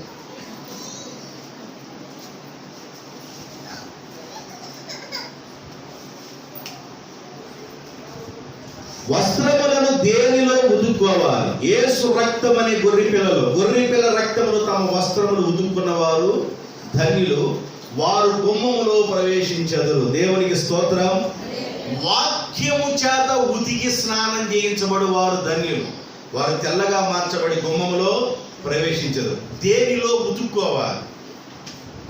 అయ్యండి, మీకు అర్థమైంది అనుకున్నా. కాబట్టి ఇప్పుడు ఏమంటాడంటే, తెల్లని వస్త్రములను మీరు ధరించుకోనండి, ఉతికిన వస్త్రములు ధరించుకోనండి. ఈ వస్త్రాలు ధరించుకొని మీరు పరలోక రాజ్యానికి వెళ్ళాలా. పరలోక రాజ్యం వెళ్ళడానికి ప్రతిబింబముగా ఇక్కడే మీరు తెల్లని వస్త్రాలు ధరించుకోండి అంటాడు. ఆదికాండం 49వ అధ్యాయము 11వ వచనంలో యుధాను గురించి రాస్తూ అక్కడ ఒక మాట రాయబడింది. 49:11 ద్రాక్షావల్లికి తన గాడిదను, ఉత్తమ ద్రాక్షావల్లికి కట్టి ద్రాక్ష రసములో తమ బట్టలను, ద్రాక్షల రక్తములో తమ వస్త్రములను ఉతుక్కొనును. ద్రాక్షల రక్తం ఏంది? ఇందాక గొర్రెపిల్ల రక్తం అన్నాడు. అంటే వాక్యం మనం చదువుతున్నప్పుడు, వాక్యం వినేటప్పుడు ఆధ్యాత్మికంగా వినాలి. యేసుక్రీస్తు రక్తం, గొర్రెపిల్ల రక్తం అంటే యేసుక్రీస్తు రక్తం. ఇక్కడ ద్రాక్షాల రక్తం అంటే యేసు రక్తమే. యేసు ప్రభు గెత్సేమనే వనంలో ప్రార్థన చేసుకున్నాడు, చెమట రక్తంగా మారేంత వరకు. ఆయన శిలువ మరణానికి వెళ్తాడనగా అందరు శిష్యులందరూ కూర్చోబెట్టి వాళ్ళందరితో అంటాడు, రొట్టెని విరిచి ఇది జీవాహారముగా తీసుకోండి, ఇది నా శరీరముగా తీసుకోండి అని అలా రొట్టెని విరిచాడు. ఆ తర్వాత ద్రాక్ష రసాన్ని ఇస్తున్నాడు, ఇది నా రక్తంగా భావించండి అన్నాడు. ద్రాక్షల రక్తములో తమ వస్త్రములను ఉదుక్కోవాలి. దేవునికి స్తోత్రం. ద్రాక్షల రక్తం, గొర్రెపిల్ల రక్తములో తమ వస్త్రములను ఉతుక్కోవాలి. మీకు మొట్టమొదటి పాయింట్ చెప్పానండి. వస్త్రాలు దేనిలో ఉతుక్కోవాలంటే గొర్రెపిల్ల రక్తములో తమ వస్త్రములను ఉతుక్కోవాలి అని చెప్పాను. ఇప్పుడు వస్త్రం అంటే ఏమని చెప్పాను? ఒకటి శరీరం అని చెప్పాను, 2 హృదయము అని చెప్పాను. 3వ చెబుతా, వస్త్రము అంటే ఏందో 3వ చెబుతా. లోకాసు వార్త 9వ అధ్యాయం, లోకాసు వార్త 9వ అధ్యాయం 29వ వచనం. లోకాసు వార్త 9వ అధ్యాయము 29వ వచనం. యేసు ప్రభు ప్రార్థన చేయించు ఉండగా ఆయన ముఖరూపము మారెను, ఆయన వస్త్రములు తెల్లనివై దగదగా మెరియుచుండెను. ఏ చాకలి వాడినంత తెల్లగా ఉతకలేనంత దగదగా మెరియుచుండెను. మత్తయి సువార్త 17వ అధ్యాయం 1-2 వచనాల్లో కూడా ఈ కంపేర్ చేయబడిన వాక్యం ఉంటుంది. లోకాసు వార్త 9:29తో దగ్గరలో ఉన్న వాక్యం మత్తయి సువార్త 17:1-2లో కనబడుతుంది. ఆయన ముఖము సూర్యుని వలె ప్రకాశించెను, ఆయన వస్త్రములు వెలుగువలె తెల్లనివాయెను. ఇదిగో ఏ చాకలి వాడు ఉతకనంతగా తెల్లగా మారి అని లోకాసు వార్తలో చెప్పాడు. వేరే నాకెళ్ళి చూడండి. ఇప్పుడు ఇంతకుముందు వస్త్రం అంటే ఏంది? శరీరం అని చెప్పాను. తర్వాత వస్త్రం అంటే ఏమని చెప్పాను? హృదయం అని చెప్పాను. ఇక్కడ వస్త్రం అంటే ఏంటంటే ప్రార్థన. ఆయన ప్రార్థించుతూ ఉండగా ఆయన వస్త్రములు మారెను, ఆయన ప్రార్థించుండగా ఆయన ముఖరూపము మారెను, ఆయన ప్రార్థించుతూ ఉండగా ఏ చాకలవాడు ఉతకలేనంత తెల్లగా ఆయన వస్త్రములు మారెను అని అంటాడు. అంటే దాని అర్థం ఏంటంటే ప్రార్థన. ఒకటి శరీరాన్ని పవిత్రంగా ఉంచుకోవాలి, హృదయాన్ని పవిత్రంగా ఉంచుకోవాలి, ప్రార్థనా జీవితం కలిగి ఉండాలి. నీ వస్త్రము తెల్లగా మారాలి అని అంటే ప్రార్థన అవసరం. మేము రక్షించబడిన తొలి దినాల్లో తెల్లారేది ఎప్పుడో కూడా మాకు తెలియదయ్యా. ఎంత ప్రార్థన చేసేవాళ్ళమో, ఎంత ఆరాధించేవాళ్ళమో. మరి ఇప్పుడేమైపోయింది? ఇప్పుడేమైపోయింది నీ ప్రార్థన? 6 గంటలు టీవీ దగ్గర కూర్చుంటే 7 గంటల సీరియల్లో, 7:30 సీరియల్లో, 8 గంటల సీరియల్లో, 8:30 సీరియల్లో, 9 గంటల సీరియల్లో, 9:30 సీరియల్లో, 10 గంటల సీరియల్, 6 కూడా నిద్రపోయేదాకా వెళ్తున్నాడు. వాడు కూడా నిద్రపోయేదాకా వేస్తున్నాడు. వీళ్ళు ఎప్పుడు సీరియాల్లో చూస్తున్నారంటే 10:30 కూడా కూర్చొని భలే ఉంటుంది ఈ సీరియాల్లో. అంటే అసలు నీ జీవితం ఎలా మలచబడుతుందో నీకు అర్థమవుతుందా? అసలు నీ లైఫ్ అనేది ఎలా చేంజ్ అవుతుందో నీకు అర్థమవుతుందా? నేను రక్షించబడి తొలి దినాల్లో నేను ముక్కులప్పటి శివుడు చేస్తుంటే పాకంతా తడిసిపోయేదయ్యా. మరి ఇప్పుడు ఏమైంది? మనిషికి ఆహ్లాదకరం కోసం ఏదో కొంత టైం పాస్ చేయాలి తప్ప ఆహ్లాదం కోసం అంటే చూడమంటున్నానని ప్రోత్సహించడం కాదు. ఇక్కడ ఏదో ఆహ్లాదకరం కోసం, నీ మనసు ఆహ్లాదంగా ఉండటం కోసం ఏదో టైం పాస్ ఉండాలి తప్ప ఇక లేస్తే లక్క బొమ్మ అదుక్కున్నట్టుగా అదుక్కొని అసలుకి ఏది కాడి వదలకుండా అట్లాగా నీకు వేసిన కుర్చీకి నీకు ఏదో బొమ్మ అతికించినట్టుగా అట్లాగే కూర్చొని కళ్ళు కూడా రెప్పలు పడకుండా పై రెప్పకి ఏమైనా అతికించినట్టుగా కింద రెప్ప కూడా పై రెప్పకి వెళ్ళి అతుక్కోకుండా కింద అతికించినట్టుగా అలాగే దోస్తాను కూర్చుంటున్నారు కొంతమంది. అర్థం కావట్లా, లైఫ్ అర్థం కావట్లా. ఒక్కసారి లైఫ్, దేవుని బిడ్డ లైఫ్ ఒక్కసారి ఇవ్వండి. లైఫ్ లో 40 సంవత్సరాలు 50, 60, 70, 80 ఎన్ని సంవత్సరాలు పోతుందో తెలియదు. కనుక ఇవ్వబడిన ఈ వయసు కాలంలో నీ ద్వారా దేవునికి మహిమ కలగాలి. దేవునికి స్తోత్రం, హల్లెలూయా. నీ ద్వారా దేవుని నామానికి ఘనత కలగాలి. యేసు ప్రభు కూడా శిష్యులు యేసు ప్రభు దగ్గర ఎంతమంది ఉన్నారంటే ఫస్ట్ 70 మంది వెంబడించారు. యేసు ప్రభుని 70 మంది వెంబడించారు. ఈ 70 మంది వెంబడించేటప్పుడు ఈ 70 మంది కోసం ప్రార్థన పంపిస్తే వీళ్ళందరూ బయటికి వెళ్ళి ప్రార్థన చేయలే, దయ్యాలు టపా టపా టపా పడిపోతుండే. యేసు ప్రభు అన్నాడు, దయ్యాలు మీకు లోబడుతున్నాయని మీరు సంతోషించగా మీ పేర్లు పరలోకమందు రాయబడినాయని సంతోషించండి అన్నాడు. దేవునికి స్తోత్రం. మీ పేర్లు జీవగ్రంథమందు పరలోకంలో రాయబడినాయని సంతోషించండి అన్నాడు. అయితే ఈ 70 మంది రాను శోధనలో వెళ్ళిపోగా 12 మంది ఉన్నారు. ఈ 12 మందిలో యోధా వెళ్ళిపోతే 11 మంది ఉన్నారు. ఈ ఏళ్ళలో ఒక వ్యక్తిని చేర్చుకున్నారు. అయితే ఈ 12 మందిలో కూడా 3 తీసుకెళ్తా ఉండేవాడు యేసు ప్రభు ఎక్కువగా. జాగ్రత్తగా అర్థమవుతుందా? పేతురు అంత జ్వరంతో ఉన్నప్పుడు ఆడికెళ్ళింది కొద్దిగా మంది. రూపాంతరపు కొండ మీదకి వెళ్ళినప్పుడు యేసు ప్రభుతో ఉంది ఆ 3, పేతురు, యోహాను, యాకోబు, ఈ 3 ఉన్నారు. యేసు ప్రభు మరి గచ్చమనే వనానికి వెళ్ళినప్పుడు ఎక్కువగా ప్రార్థనలకు వెళ్ళినప్పుడు ఈ 3 వెంట పెట్టుకొని వెళ్ళేవాడు. 12 మంది శిష్యులున్న 3 బాగా యాక్టివ్గా వాళ్ళని తీసుకెళ్తా ఉండేవాడు. యేసు ప్రభు అన్నాడు ఒకసారి, ఏమయ్యా పేతురు, యాకోబు, యోహాను పంటకి వెళ్దాం పదండి అన్నాడు. సరే ప్రభు అన్నారు. వీళ్ళు ఎలాంటి వాళ్ళు అంటే రాత్రి 1 గంటకు కూడా స్టార్ట్ అనగలే స్టార్ట్ అయిపోతారు అంతే. తెల్లారిన తర్వాత వెళ్ళకూడదు. తెల్లారినే పని 1 గంటకి స్టార్ట్ అన్నాడంటే రెడీ. పేతురు ఎప్పుడు స్పీడ్గా ఉండేవాడు. యోహాను, యాకోబు వీళ్ళ 3 వెంట పెట్టుకుని వెళ్ళేవాడు. ఉసూరుగా ఉండేవాడు కాదు. వీళ్ళు వెళ్దాం అనగలే బయలుదేరేవాడు. కొంతమంది పనులు సముదాయించి పంపము దేవా దీవెనలతో పంపము దేవా అనగలే అప్పుడు అంతా పెద్ద చోయలు వేసిపోయారు. ముందు రారు కొంతమంది. చాలా మంది ముందు ఉండటానికి ఇష్టపడాలి. దేవుని బిడ్డలారా, ఆశీర్వాద పాటలు పాడేటప్పుడు కొంతమంది వెళ్తా ఉంటారు. అది భక్తి కాదు. చాలా యాక్టివ్ ఉండాలి దేవుల్లో. పేతురు యాక్టివ్ ఉండేవాడు. రాత్రి కూడా 1 గంటగా ఎంత పద ప్రభు అనేవాడు. యోహాను, యాకోబు అయినా అలాంటి వాళ్ళని యేసు ప్రభు వెంబడి పెట్టుకుని ఎక్కడికైనా తీసుకెళ్లేవాడు. వీళ్ళు రూపాంతరపు కొండకి వెళ్ళారు. వీళ్ళు ప్రార్థన చేస్తూ ఉన్నారు. ప్రార్థన చేస్తూ ఉండగా, ఇప్పుడు నేను వస్త్రం గురించి చెబుతాను, ముఖాన్ని గురించి చెబుతున్నా. ప్రార్థన చేస్తుండగా ఆయన వస్త్రములు తెల్లగా మారెను. దేవునికి స్తోత్రం. ప్రార్థన నీ జీవితాన్ని పవిత్రంగా మార్చుద్ది అన్న అర్థం. ప్రార్థన నీ జీవితాన్ని పరిశుద్ధంగా మార్చుద్ది. ఒక ఆయన అన్నాడు, మోకాళ్ళు నల్లగా అయితే నీ ముఖం తెల్లగా మారింది అన్నాడు. దాని అర్థం అంటే ఏందో తెలుసండి?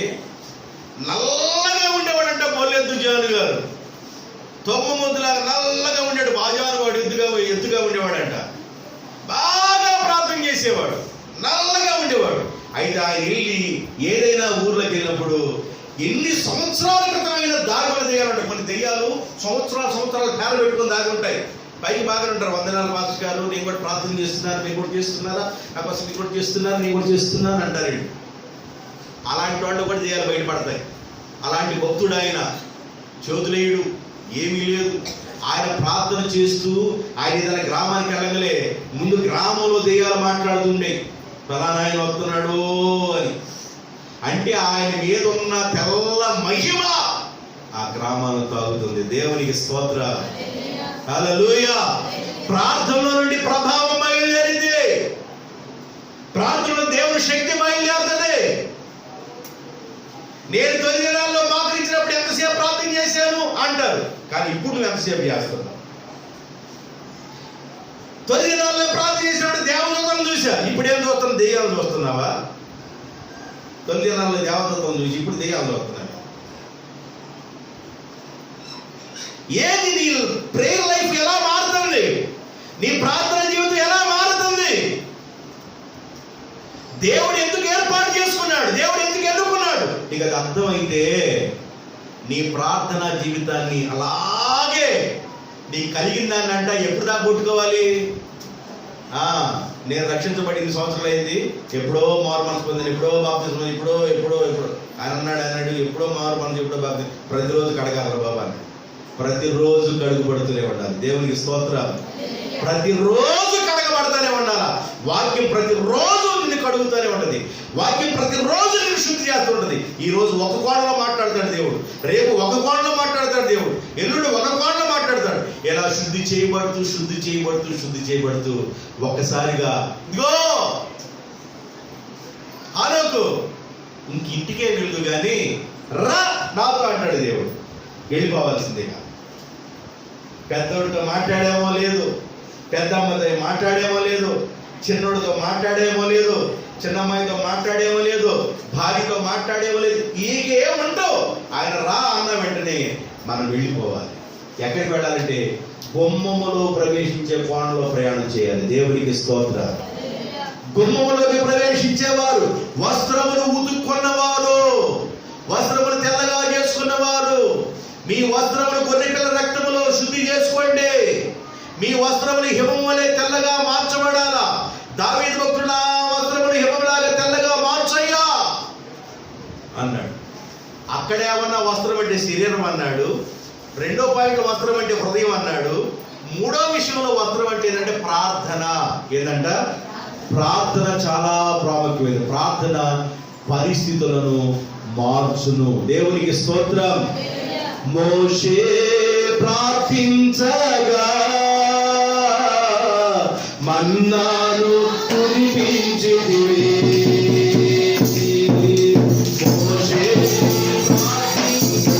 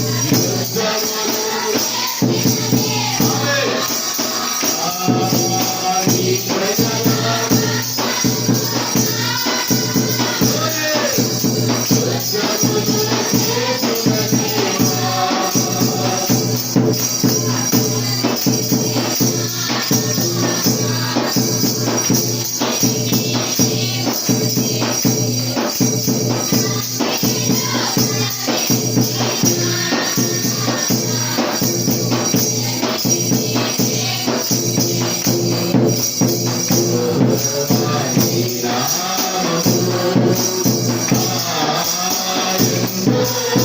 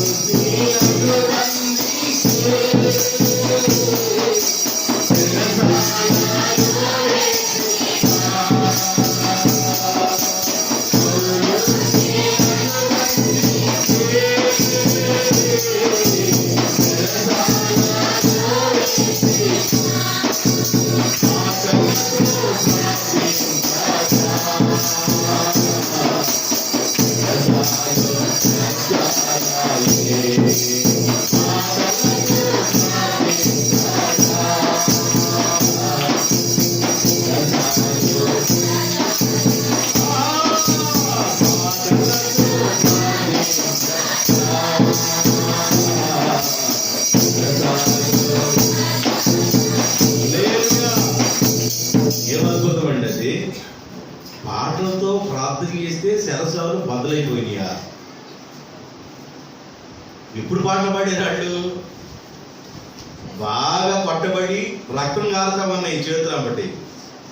పౌలు గారు అన్నారు రాత్రి పూట 2 గంటకి, ఏమయ్యా శీల స్టార్ట్ చేయి అన్నాడు.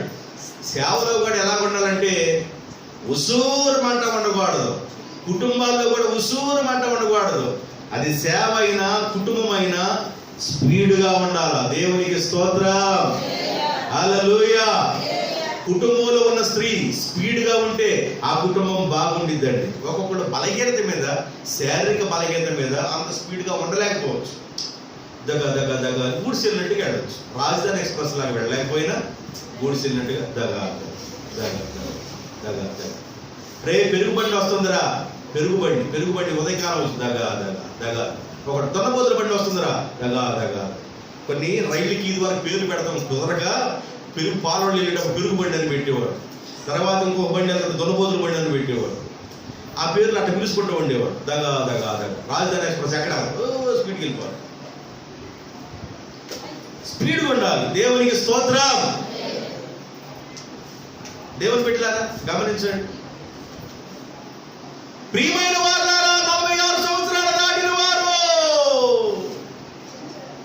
వెంటనే అప్లికేషన్ పూర్తి చేసుకోండి. రేపడే లాస్ట్ డేట్ అనగలే దగ్గ అంటావను రాజధాని అంటావా దగ్గ అంటా అట్లా ఉండేద్దాం. అటెంటే అక్కడ దిగిపోద్ది. తెల్లరిపాటి నీకు అప్లికేషన్ పూర్తవ్వాలంటే రాజధాని ఎక్స్ప్రెస్ లాగా వెళ్ళి సచివాలయంలో నీ ప్రూఫ్స్ అన్ని ఇచ్చేసేయాలి. అప్పుడు 20,000 17,000 వచ్చేస్తాయి. ఈ 4 సంవత్సరాలు 75,000 వచ్చేస్తాయి. దేవునికి స్తోత్రం. దాంట్లో రాజధాని ఎక్స్ప్రెస్ ఉంది, పెరుగుబడులుగా ఉన్నా. ఇక్కడ అంటాడు ప్రార్థనలో మండుతుండండి, ప్రార్థనలో ఆరిపోబాకండి. అందుకని ఉద్యోగ కోటాలు పెట్టినప్పుడు ఆరిపోయిన దీపాలు వెలగాలని మీరు కూడా నిజమే ఆ కోటాలు అయిపోయిన 3 రోజుల దాకా నిజమే 3 రోజుల తర్వాత దిగిపోయి నిజమే మళ్ళీ సంవత్సరం తర్వాత కోటాలు ఆరిపోయిన దీపాలు నిజమే. ఏందంట? జీవితాన్ని వెలిగించుకొని ఉండాలా. దేవునికి స్తోత్రం. జీవితాన్ని ప్రతిరోజు వెలిగించుకోవాలా. ఏదో కోటాలు రాగలే కానీ కోటాలు అయిపోగలే ఆరిపోయినట్టు కాదు. జీవితాలు వెలుగుతూనే ఉండాలి. దేవునికి స్తోత్రం. అతడు మండుచు ప్రకాశించున్న దీపమై ఉన్నాడు. యోహాను ఎలా ఉన్నాడంటే అతను మండుచు ప్రకాశించున్న దీపంగా ఉన్నాడు. నీ ఆధ్యాత్మిక జీవితాన్ని నువ్వు రగిలించుకుంటూ ఉండాలి. తిమోతి, ఎవడో నీకు భక్తి నేర్పడాయా? నీ భక్తిని నువ్వే సాధకం చేయి అన్నాడు. భక్తిని ఏం చేయాలి? మనం సాధకం చేయాలి. కోతకి కొడవలు తీసుకుని వెళ్తే తలతళ్ళాడుతూ ఉంటుంది. 10 రోజులకి తలతళ్ళాడుతూ ఉంటుంది. కోస్తా ఉన్నా కాబట్టి కొడవలి ఎండకి తలతళ్ళాడుతూ ఉంటుంది. నువ్వు భక్తి కూడా చేస్తూ ఉండు, ఖచ్చితంగా మెరుగుపరచబడతావు. దేవునికి స్తోత్రం. ప్రార్థన కూడా భక్తులు ఎలా చేశారంటే చెమట రక్తంగా మారునంతగా ప్రార్థన చేస్తున్నా. దానియేలు గారి ఇంట్లో ఉన్నప్పుడు ప్రార్థన చేస్తున్నా. పులిపిరి ఎప్పుడు రావాలండి? వచ్చింది ఒక పులిపిరి నాకు. అది ఎప్పుడో వచ్చింది, అది అంతే ఉంది. ఎప్పుడో వచ్చి అంతే ఉంది. కానీ మోకాల మీద పులిపిరి వచ్చి అది 1 రోజులు ఎంత అయింది. దాన్ని ఏమనాలి? నేను నిజమే చెబుతున్నా. బలిపీఠ మీద నుంచి పులిపిరి వస్తే చిన్నగా ఉండి అదేదో క్రమేణా కొంచెం పెరిగింది. అది అంతే ఉంటుంది. నాకు ఒక పులిపిరి ఉంది ఇక్కడ. మా నాన్నకు కూడా ఉంది అట్లా. అక్కడ నాకు కూడా ఉంది. ఆ పులిపిరి అంతే ఉంది, పెరగట్లేదు అది. కానీ మోకాల మీద వచ్చింది ఒక పులిపిరి, చిన్నగా ఉండి 1 రోజుల పెద్దది అయిపోయింది. అది ఏంటి? దీని ఎవరి మీద అర్థం కావట్లేదు నాకు. అసలు మోకరించడానికి మోకాళ్ళ మీద ఉంటే ప్రాణం అల్లాడిపోతుంది. 1 రోజులకి చిన్నగా సుట్టి పడేసి పక్కన మళ్ళీ అక్కడ రాలా. దేవునికి స్తోత్రం. నేను చేసిందే చెబుతున్నా. ప్రార్థనలోనూ అలాగ ఉండాలి. బైబిల్ రాయబడింది. హెబ్రీయులకు రాసిన పత్రిక 5వ అధ్యాయం 7వ వచనం. హెబ్రీయులకు రాసిన పత్రిక 5వ అధ్యాయం 7వ వచనం. ఆయన శరీరధారిగా ఉన్న దినాలలో, యేసు ప్రభు శరీరధారిగా ఉన్న దినములలో మహారోదనముతోను కన్నీళ్లతోను ఆయన మరణము నుండి రక్షింపగలవానికి ప్రార్థనలను యాచనలను సమర్పించి భయభక్తులు కలిగి ఉన్నందున కుమారుడిని క్రీస్తు అంగీకరించబడెను. కుమారుడిని క్రీస్తే అంగీకరించబడటానికి ఆయన మహారోదనతోనూ కన్నీళ్లతోనూ భయభక్తులు కలిగి ఉన్నాడంట భూమి మీద ఉండగా. ఏమండి, 3.5 సంవత్సరాల సేవకాలం అద్భుతంగా ఉంది. భయభక్తులు కలిగి దేవుడంటే భయము భక్తి కలిగి ఉండి కన్నీళ్లతో మహారోదనతో ప్రార్థన చేశాడు. చెమట రక్తగా మారేంత వరకు కూడా ప్రార్థన చేశాడు. ప్రార్థన చేసే దేవుని బిడ్డలుగా ఉన్నవాళ్ళు ఎలా ఉండాలి తెలుసా? నా ఇల్లు బాగుండాలి అనుకున్నవాడు అందరు చేతులు ఎత్తారు. నా ఇల్లు బాగుండాలి అనుకున్నవాడు, నా ఇల్లు బాగుండాలి చేయి ఎత్తండి. నా ఇల్లు బాగుండాలి, బాగా ప్లాస్టింగ్ చేసుకొని దానికి గోడకు కూడా నాకు డబ్బులుంటే ఈ గోడ కూడా వేసేవాడిని. ఏది? టైల్స్. మైండ్లో ఉంది గోడ కూడా ఎదిగి బయట కూడా తీయవే. డబ్బులుంటే బయట గోడ కూడా నీళ్లు పడకూడదు, పట్టకి జారిపోవాలి, బయట కూడా గీయడమే టైల్స్. ఇల్లు బాగుండమంటే అది కాదండి, మన కుటుంబం బాగుండాలి. దేవునికి స్తోత్రం, హల్లెలూయా. మన కుటుంబం బాగుండాలి. మన కుటుంబం బాగుండాలంటే యేసు ప్రభు ఆయన జీవించి 3.5 సంవత్సరాలు 30వ సంవత్సరం బాప్తిజం పొందాడు. 3.5 సంవత్సరాల్లో ఆయన మహారోదనతోనూ కన్నీళ్లతోనూ దేవుని యందు భయభక్తులు కలిగి ఉన్నందున ఆయన అంగీకరించబడి అంతగా ప్రార్థన చేశాడు. చెమట రక్తగా మారేంత వరకు. విశ్వాసులు ఎలా ప్రార్థన చేయాలి? దానికి ఉదాహరణ రెండు వచనాలు చెప్తాను. టక్క చదవండి. యెషయా గ్రంథం 59వ అధ్యాయం 11వ వచనం. యెషయా గ్రంథం 59వ అధ్యాయం 11వ వచనం. యెషయా గ్రంథం 59, 11. యెషయా గ్రంథం 38, 14. ఒకరు చదవండి అమ్మా. మేమందరము ఎలుగుబంట్ల వలె చదువు. అదే 59, 11. చదువు. గువ్వలు అనే పాయింట్ ఉందా? మనం అక్కడికి వెళ్ళాలి. ఎలుగుబంట్లు ఎందుకు మనకి? గువ్వల వలె దుఃఖారావము చేయుచున్నాము. గువ్వలు చాలమ్మా, చాలు, మనకు అయిపోయింది. గువ్వల వలె దుఃఖారావము చేయుచున్నాం. గువ్వలు ఏం చేస్తాయంట? ప్రతిరోజు పావురాళ్ళు చేసే పని ఏంది? దుఃఖారావం అంటనే ఉంటాయి. గువ్వలతో దేవుడు విశ్వాసులు పోల్చాడు. గువ్వలాగా దుఃఖారావం చేస్తూ ఉండాలి. గువ్వలు మూలిగినట్లుగా నువ్వు మూలుగుతూ ఉండాలి. గువ్వల వలె దుఃఖారావం చేస్తూ ఉండాలి. ఏదో బాధ వచ్చినప్పుడు ఒక మనిషి ఏడుస్తాడండి. కష్టం వచ్చినప్పుడు ఒక మనిషి ఏడుస్తాడు. భయం వచ్చింది, బాధ వచ్చినా బాధ రాకపోయినా, కష్టం వచ్చినా కష్టం రాకపోయినా, అన్ని సమయాల్లో నువ్వు దుఃఖారావం చేస్తూ ఉండాలి. అన్ని సమయాల్లో నువ్వు దుఃఖారావం చేయాలి. గువ్వల వలె దుఃఖారావం చేయండి. తర్వాత వచ్చిన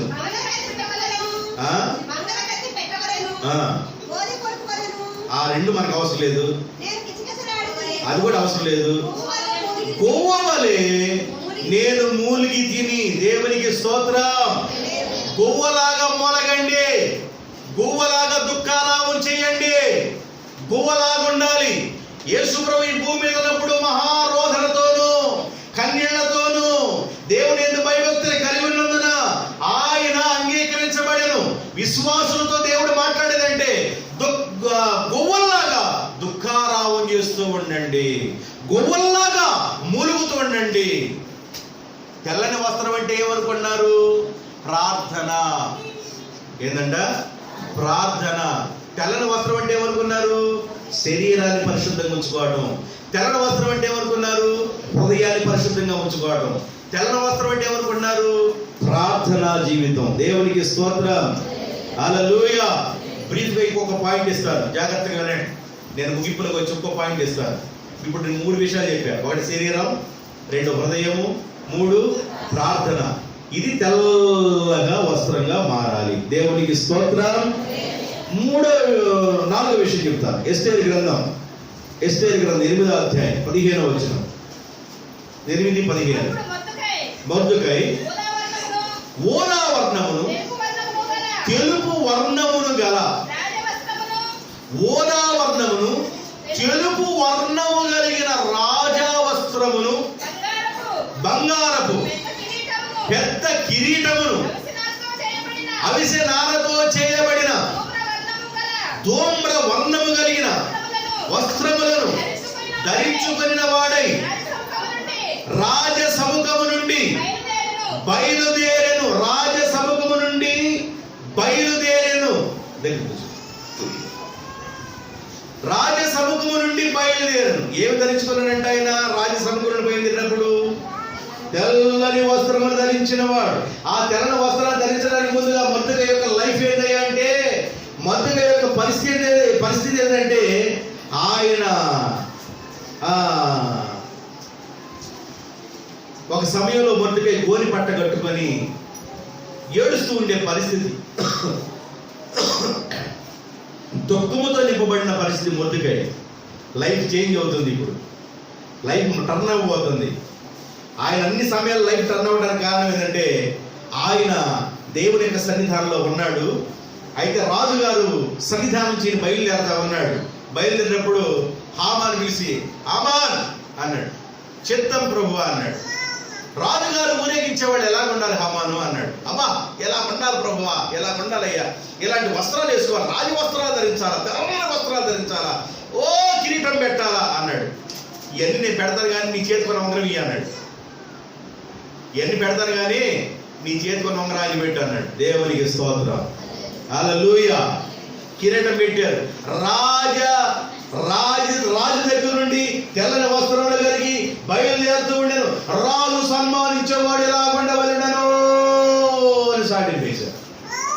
అంటే ఆయనకి ఏం పెట్టారయ్య అంటే అక్కడ రాజకిరీటము, అంటే రాజకిరీటము, ఉంగరము, ఈ మొర్దెకైకి పెట్టబడ్డాయి. దేవునికి స్తోత్రం. ఇక్కడ తెల్లని వస్త్రం అంటే ఏంటంటే మొర్దెకైకి పెట్టబడిన ఆభరణములు.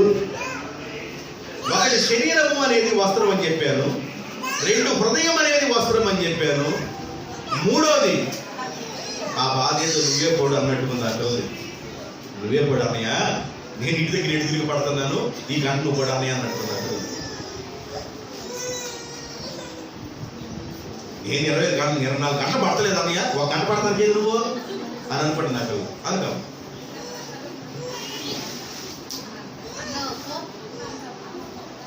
కూర్చోబెట్టు కుమారి, ఎట్టంటే రాదు, ఎత్తుకొని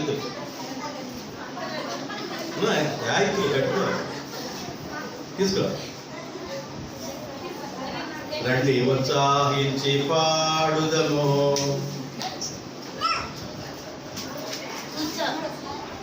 ఆ సంక్రాంతి ఈ సంక్రాంతి మళ్ళీ గొర్రెలు తగ్గింది, బ్యాలెన్స్ తగ్గింది.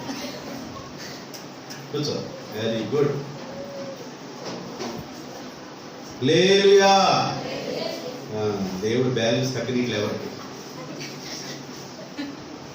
ఆశీర్వాదాలండి, పెట్టలంటే ఆశీర్వాదం. కానీ ప్రార్థనలో జాగ్రత్త ఉంచుకోవాలి. దేవుని స్తోత్రం. ఇప్పుడు ఏంటంటే వస్త్రం అంటే ఇక్కడ ఏంది? ఆభరణము. ఏంటంట? రాజ ఆభరణాలు అనుగ్రహించారు. కిరీటం పెట్టారు, గుర్రం మీద మంచి తెల్లని వస్త్రాలు వేశారు. అక్కడ ఆయనకి మంచి ఉంగరాలు కూడా ముద్రించబడ్డాయి, పెట్టబడ్డాయి. ఇక్కడ వస్త్రము అంటే ఏంటంటే ఆయన పెట్టబడిన ఆభరణములు అని అర్థం. ఆభరణం. దేవుడు ఒక రోజు నిన్ను గౌరవిస్తాడు, గౌరవపరుస్తాడు. ఆ దశలో నువ్వేం చేయాలంటే ప్రయాణం చేయాలి. నేను ఫైనల్గా చెబుతున్నాను కదా, నీకు ఆభరణములు దేవుడు ధరింపజేస్తాడు.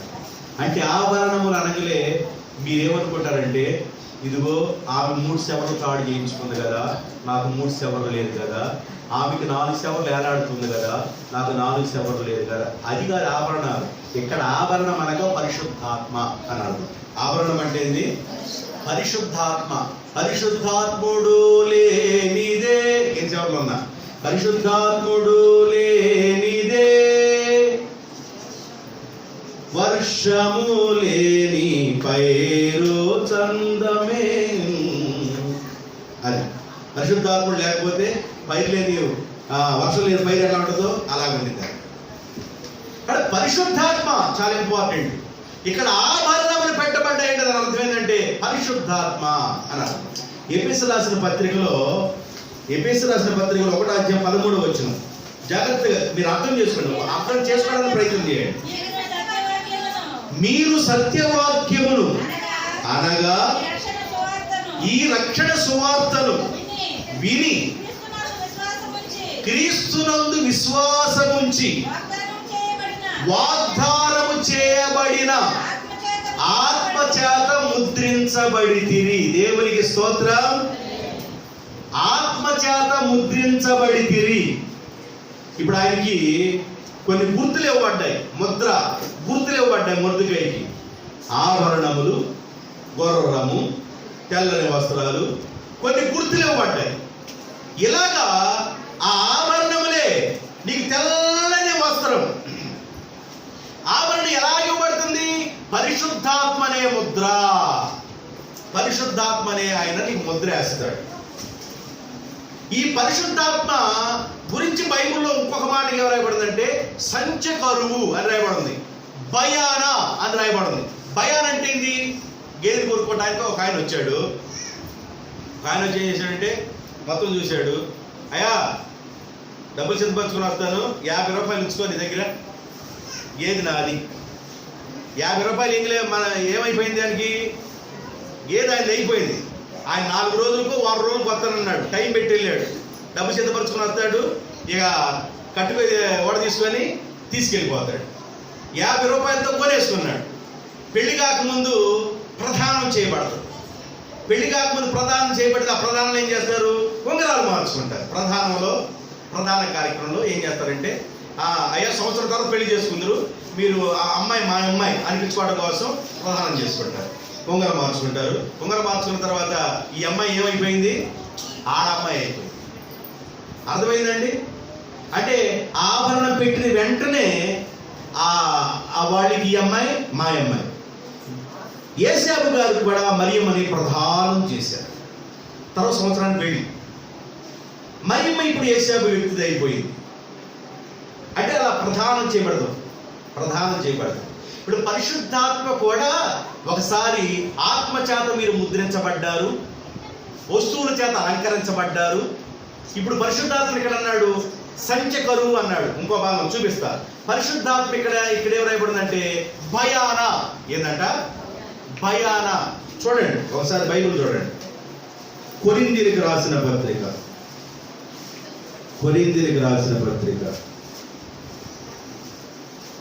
1వ అధ్యాయం 2 కొరింథీ 1:22-23. ఆయన మనకు ముద్ర వేసి మన హృదయములలో ఇప్పుడు నువ్వు హృదయం అనట్లేదు, అంతకుముందు ఇప్పుడు ఉంది అంటే అన్ని కలిపేసావు అనమాట. మన హృదయములలో మనకు ఆత్మను సంచకరువును అనుగ్రహించి ఉన్నాడు. కనికరము కలిగినందున నేను మరలా కొరింథీయుకు రాలేదు, సాక్షిగా పెట్టుచున్నాను. 23 వరకే చదువు. అయిపోయిందా? అయిపోయింది. ఇక్కడ సంచకరువు అన్నాడు. సంచకరువు అంటే భయానా అని అర్థం. సంచకరువు అంటే ఏంది? భయానా అని అర్థం. భయానా అని అర్థం. భయాన్ అంటే ఇప్పుడు మనల్ని దేవుడు మనకు కూడా భయాన్ని ఇచ్చాడు. యేసు రక్తం చేత కడగబడి సంఘంలో సమకూర్చబడ్డారు కాబట్టి నా రక్తంతో మిమ్మల్ని కొనుక్కొని విమోచించుకున్నాను. ఇప్పుడు మీరు మీ సొత్తు, ఇప్పుడు మనం ఎవరి సొత్తు? అది మన సంచకరువుగా దేవుడు పరిశుద్ధాత్మ దేవుడు ఉంచాడు. ఇక్కడ నుంచి మనం వెళ్ళిపోయిన తర్వాత ఆ గుమ్మంలోకి వెళ్ళడానికి ప్రయత్నం చేయాలి. దేవునికి స్తోత్రం. ఆ గుమ్మంలోకి వెళ్ళడానికి ప్రయత్నాన్ని చేయాలి. 4 విషయాలు చెప్పారు. తెల్లని వస్త్రాన్ని ధరించుకోండి అన్నాడు. తెల్లని వస్త్రం అనగా వస్త్రం అంటే దేహం అని చెప్పారు, వస్త్రం అంటే హృదయం అని చెప్పారు, వస్త్రం అంటే ప్రార్థన అని చెప్పారు. ఇక్కడ వస్త్రం అంటే అలంకరణ, అంటే ఇవ్వబడిన ఆభరణములు. అదే పరిశుద్ధాత్మ సంచకరువుగా దేవుడు మనకిచ్చాడు. ఈ 4 మనకు గుర్తుపెట్టుకోవాలి. ఇప్పుడు మనం పరిశుద్ధాత్మ చేత నింపబడుతూ, పరిశుద్ధాత్మ చేత ముద్రించబడి, ఆ మొర్దెకై కనుక ఆభరణాల చేత ముద్రించబడినట్లుగా మనం కూడా ఆయన దుఃఖంలోను, నిట్టూర్పులోను, కన్నీళ్లలో, వ్యాధంలో ఉండి ఒకసారి ఎస్తేరు అని అంటాడు, ఎస్తేరు నీవు సహాయం చేయకపోయినా ఒక దిక్కు నుండి మరి ఒక సహాయం నాకు వస్తుంది. ఎస్తేరు ప్రార్థన చేయి అని చెప్పాడు. దేవుని బిడ్డలారా, ఒకప్పుడు ఏడ్చిన వ్యక్తిగా ఉన్నాడు, ఒకప్పుడు దుఃఖపడిన వ్యక్తిగా ఉన్నాడు, గోలి పట్ట కట్టుకున్నవాడు ఉన్నాడు. ఈ రోజున తెల్లని వస్త్రాలతో రాజు సముఖం నుండి బయలుదేరుతున్నాడు, ఊరేగించబడుతున్న వ్యక్తిగా ఉన్నాడు మొర్దెకై. అర్థమవుతుందా? కాబట్టి ఇక్కడ తెల్లని వస్త్రం అనగా పరిశుద్ధాత్మ ఇవ్వబడే అలంకరణ, ఆభరణములు, దాన్నే సంచికరువు, దాన్నే భయాన, దాన్ని ఆత్మచేత ముద్రించబడుట అంటాడు. వస్త్రం అంటే ప్రార్థన అని చెప్పాడు. గువ్వల వలె మురుగుతూ ఉండండి. వస్త్రం అంటే హృదయము, మీ హృదయాలను తెచ్చుకోండి, హృదయాన్ని పరిశుద్ధపరచుకోండి. ఇంకొక వస్త్రం అంటే దేహం, దేహాన్ని పవిత్రపరచుకోండి, ఉతుక్కోండి, తెల్లగా చేసుకోండి. ఏ మలినమైతే ఉందో, ఏ డాగ్ అయితే ఉందో దాన్ని నీవు ప్రార్థనలో కడుక్కొని శుద్ధి చేసుకుంటే నిన్ను బట్టి నీ ఫ్యామిలీ బాగుండేది, నీ కుటుంబం బాగుండాలనుకుంటే నీవు ప్రార్థనలో మోకరించు. దేవుడు తన కనికరాన్ని చూపిస్తాడు. నువ్వు దుఃఖపడే దినాల్లో నుండి దేవుడు నిన్ను బయటికి తీసుకొస్తాడు. ఒకప్పుడు దుఃఖపడ్డాడు మొర్దెకై, ఒకప్పుడు ఏడ్చాడు మొర్దెకై, ఒకప్పుడు గోని పట్ల ఉన్నాడు. మొర్దెకైన దేవుడు ఈరోజు ఊరేగిస్తున్నాడు రాజ సముఖంలో నుండి. దేవుడు అలాగా తన బిడ్డల్ని మార్చునుగాక. ప్రార్థన చేద్దాం, మోకరించండి.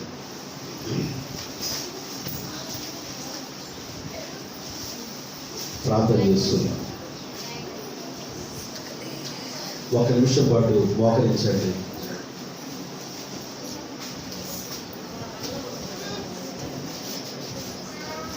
ఒక నిమిషం పాటు నోరు తెరవండి, ప్రార్థన చేయండి. నోరు తెరవండి. శ్రేష్టమైన వాక్యం లిఖించబడింది.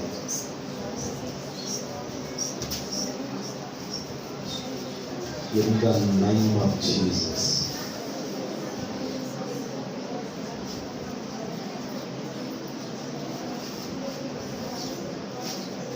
మోకరించండి. రాజేష్ మోకరించండి.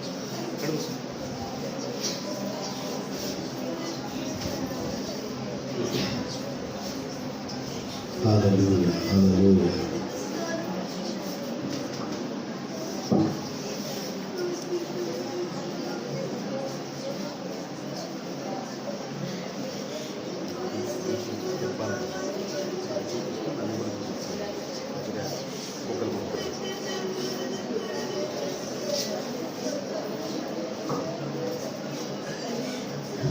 ప్రేమ కలిగిన తండ్రి, పరిశుద్ధమైన ప్రభువా యేసయ్యా, మీకు వందనాలు, స్తుతులు, స్తోత్రాలు. మీ సన్నిధిలో ప్రార్థన చేస్తున్నాను నాయన. మీ శ్రేష్టమైన వాక్కులు మీ బిడ్డలు విన్నారు తండ్రి. విత్తబడిన సువార్తలు నీరు బట్టి ఫలపరిచేయండి, ముద్రించండి, భద్రపరచండి. మీ బిడ్డల కుటుంబాలను దీవించమని, శ్రేష్టమైన ఈవులు దయచేయమని, పరిశుద్ధులు తగిన విధంగా మీ బిడ్డలు జీవించు భాగ్యమును దయచేయమని యేసునందు అడుగుతున్నాను తండ్రి. ఆమేన్.